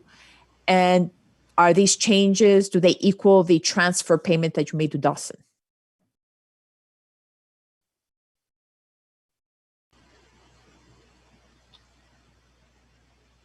Does that answer your question, or? I guess so. I mean, yeah, I just asked what was the difference. So I guess, yeah, it does answer it. I don't know if I fully see method 2. Method 2 is literally just looking at the changes. So for example, if your kinetic energy has an increase or decrease, has your potential energy increased or decreased, there is no difference if you go through this route here. Okay. So if you do it this way, break it down back into the original form, you're basically back to method 1, just rearranged. If, however, you go from this line to this line here, and you're looking at the change in V squared, that's basically what this is, and the change in H, you may be given the change in H. The change in H in this case, you may have written it, for example, you could write this as 1/2 m. VF squared is what you want. VI squared is 0 in this case, plus mg. Your delta H in this case, it's going from up here to down here. It's a minus 4 meters. So that's the difference in how you write it this way. You're looking at the displacement delta H, whereas here you're looking at the individual values. Okay, so on the top, Mhm. you're looking at just the displacement, but then then you said with the big arrow there, Mhm. you're If you looking go at the individual, you kind Yeah. of break them down. Yeah, so this one, if you want to go full changes, it would be you go from this line to this line here to truly benefit from the change method. Sometimes though, you start with a change, you end up going back to method 1. So it's really your preference. So in fact, if you ignore this part here and you go through this route here, you would end up with this. Let's rearrange that. We are looking for VF squared. So you're going to have minus mg delta H divided by 1/2 m. You're looking for the square here, square root. This is the full delta method. And this is going to be with your mass, except that remember your delta H now is minus 4 meters because you're displaced down. This m cancels this m, so I'm just going to drop the m here. 1/2. G is 9.8. The minus minus makes it a plus, so you're back to the same exact answer, 2GH.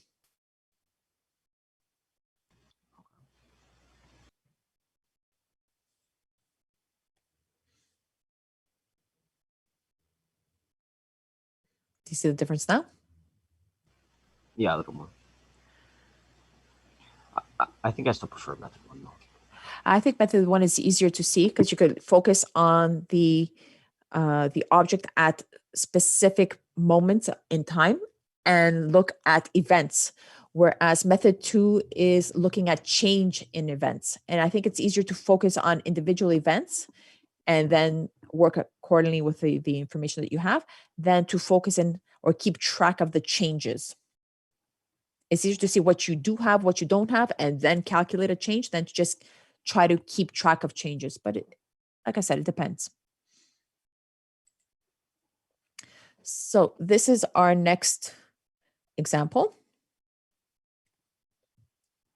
With our next example, we have block A has a velocity of 4.6 meters per second down our slope here. The coefficient of kinetic friction between the block and the slope is 0.8. So now we know we have friction.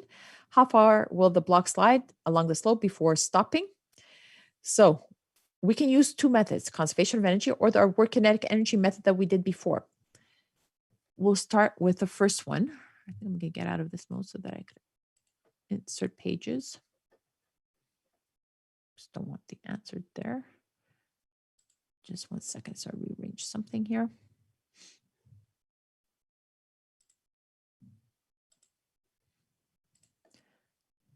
Question.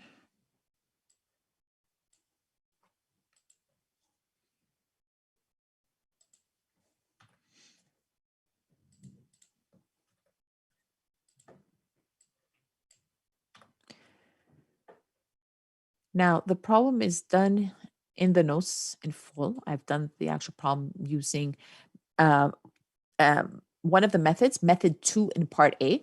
So I'm going to use now method 1 in part A so that you have both methods done for you. And just make this smaller so I have more space.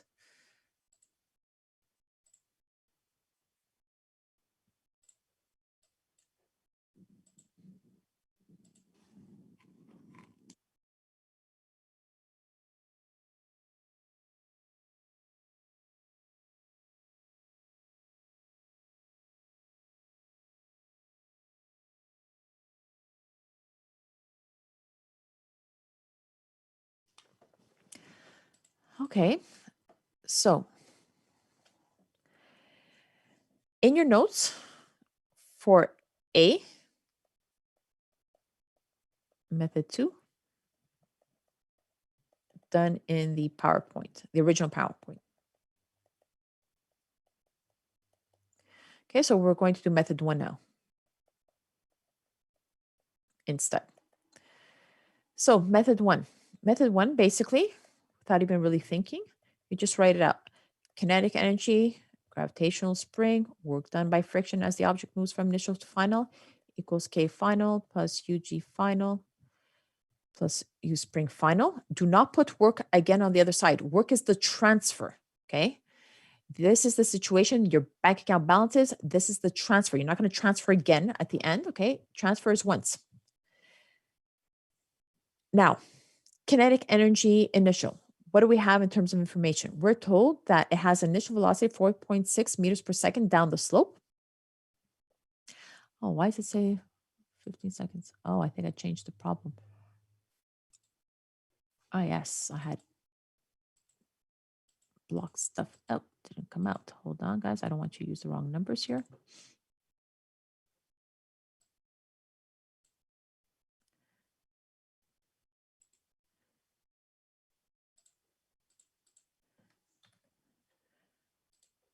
This is not the problem we're working. We're working with this version. The numbers that I gave you in. Oh, wow. That's interesting. There we go. That's the problem. So initial is 4.6 meters per second. We have the mass and we have the coefficient of friction. So there's friction everywhere here. It's kinetic because the object's moving. So initial kinetic energy is not zero. initial gravitational potential energy. Well, the block goes from here to some point down here. This is why, in actual case, method 2 is a little bit easier, perhaps this time around. Maybe. It depends on the person, I guess. You need to define, whenever you have potential energies, you need to define their zero reference. So you can either call the initial position 0 or the final position 0. Your choice, really. What would you prefer?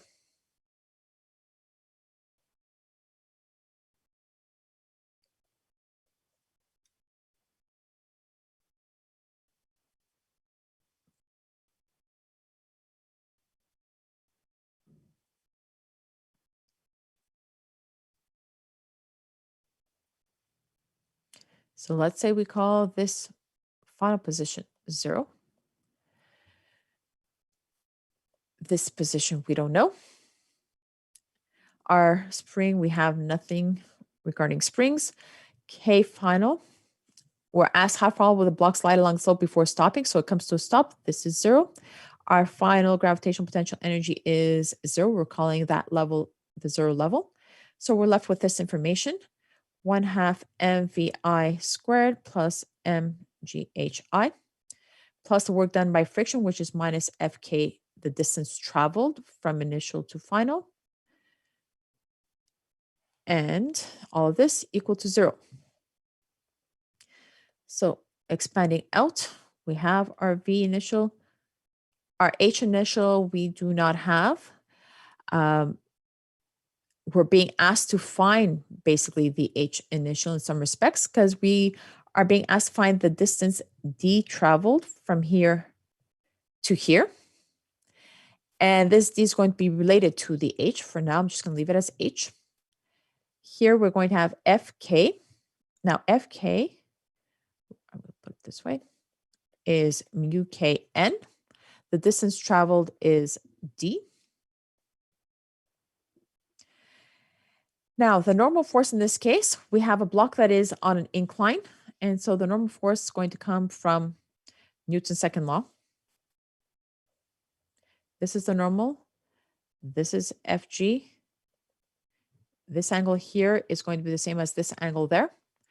And so our normal is going to be equal to Fg cosine theta, which is Fg 15 over 15 squared plus 8 squared square root. We have our mu k, we have our n, we're looking for d, but d and h are not independent. These are both unknown, and we have a value for right now. But d and h are related. Basically, you're going to have, this is the incline. This is D, this is HI. This is the angle theta that we have in our problem.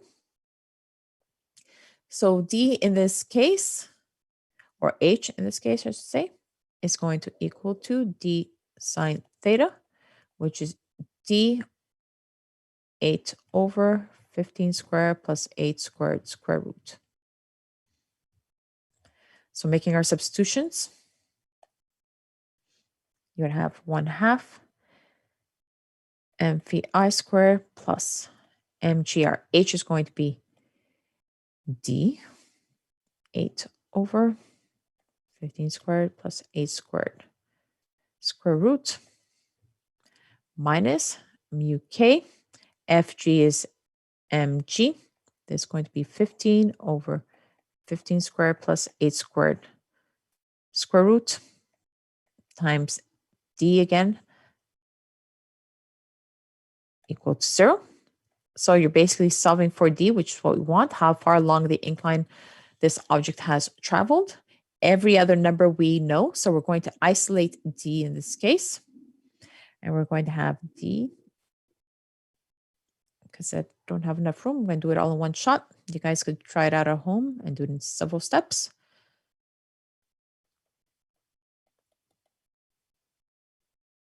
Oops, my line is so not straight. Just gonna give myself some room here.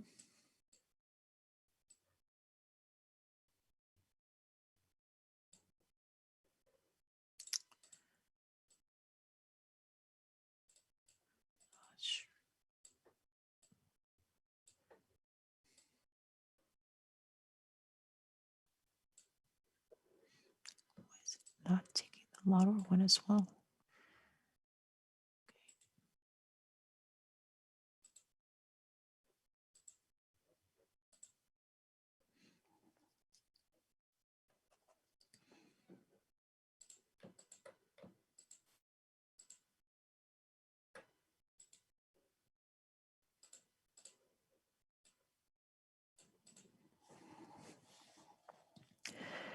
Yeah, so we're going to have d is equal to 1/2 mvi squared minus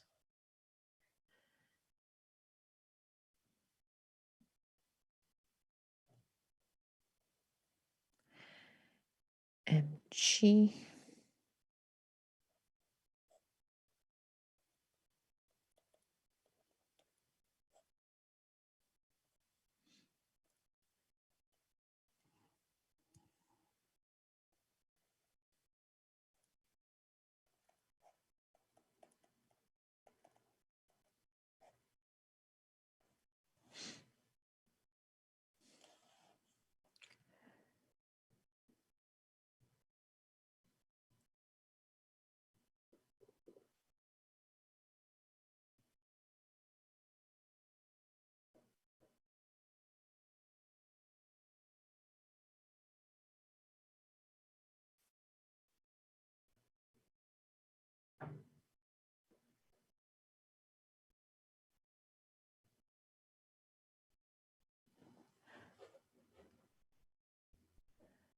This gives us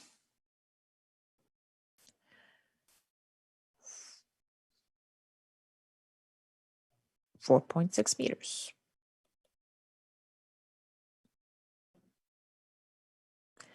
Which is basically, this line here is basically the same as in the previous problem. And the previous method on the PowerPoint.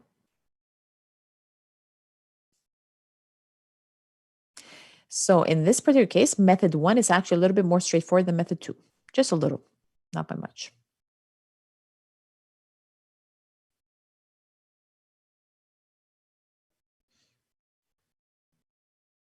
Now, using the work kinetic energy method,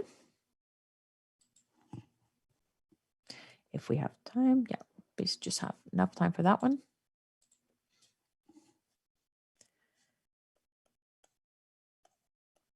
Total work done.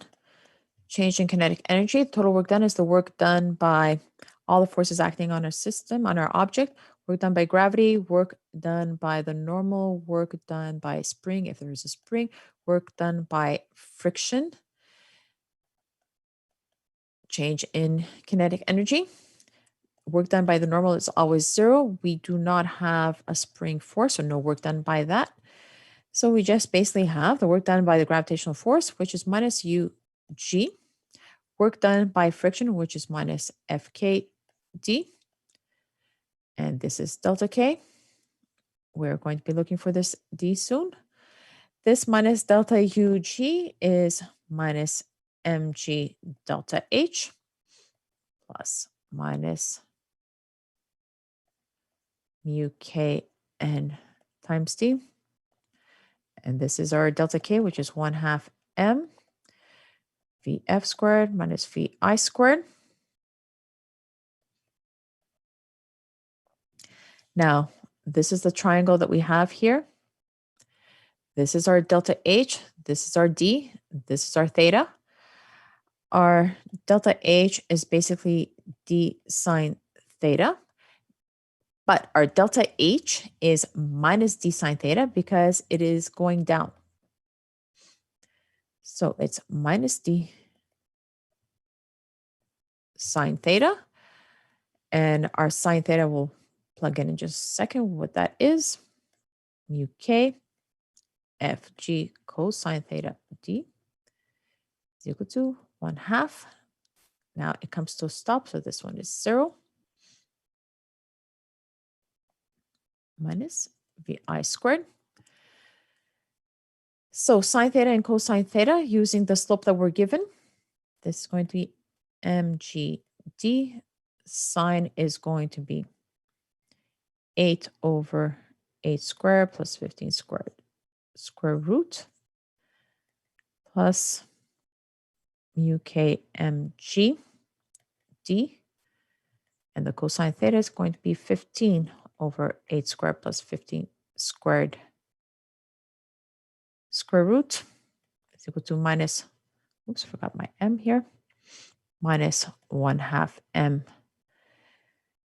vi squared. This are d, this are d, isolating the d. We should have the exact same equation as we had before.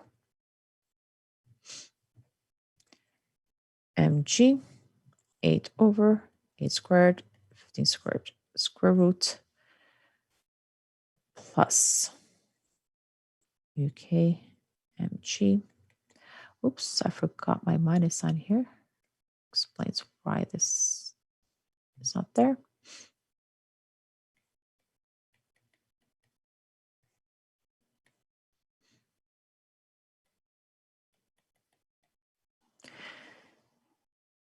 So the exact same thing. Any questions? You can use whichever of the methods you like in general if you're not specified, and most of the time you will not be specified. So you can use any one of the three methods: energy method 1, energy method 2, or work kinetic energy method. Your choice. So we're going to leave it at that for today. Let's see.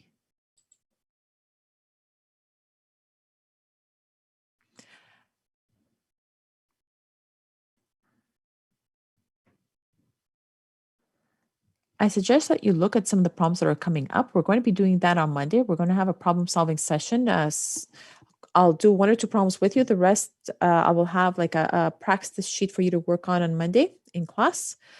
On next Friday, you're going to have a lab on energy. I believe it's going to be next Friday, if I'm not mistaken. I'll double check.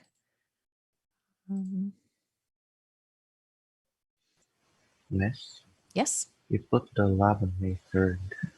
What on May 3rd? Yeah, I think I'm going to move it to the Friday because since we've started the energy, it's going to be useful for you to do it on Friday. So it's probably going to be on May 3rd. I'm going to move it to May 3rd. And that way you'll have, I'm going to move to Friday. And that way the following Friday, you'll have your quiz on the energy. In the meantime, we will have started the last part. The last part is angular momentum and the conservation of angular momentum. And it's something that you probably haven't seen too much. So I'd like to spend a little bit more time on that because you don't have as much of a feel for it. Not just angular momentum, but regular momentum as well, linear momentum. Okay, that's it for today, guys. Enjoy the day, enjoy your weekend. See you Monday.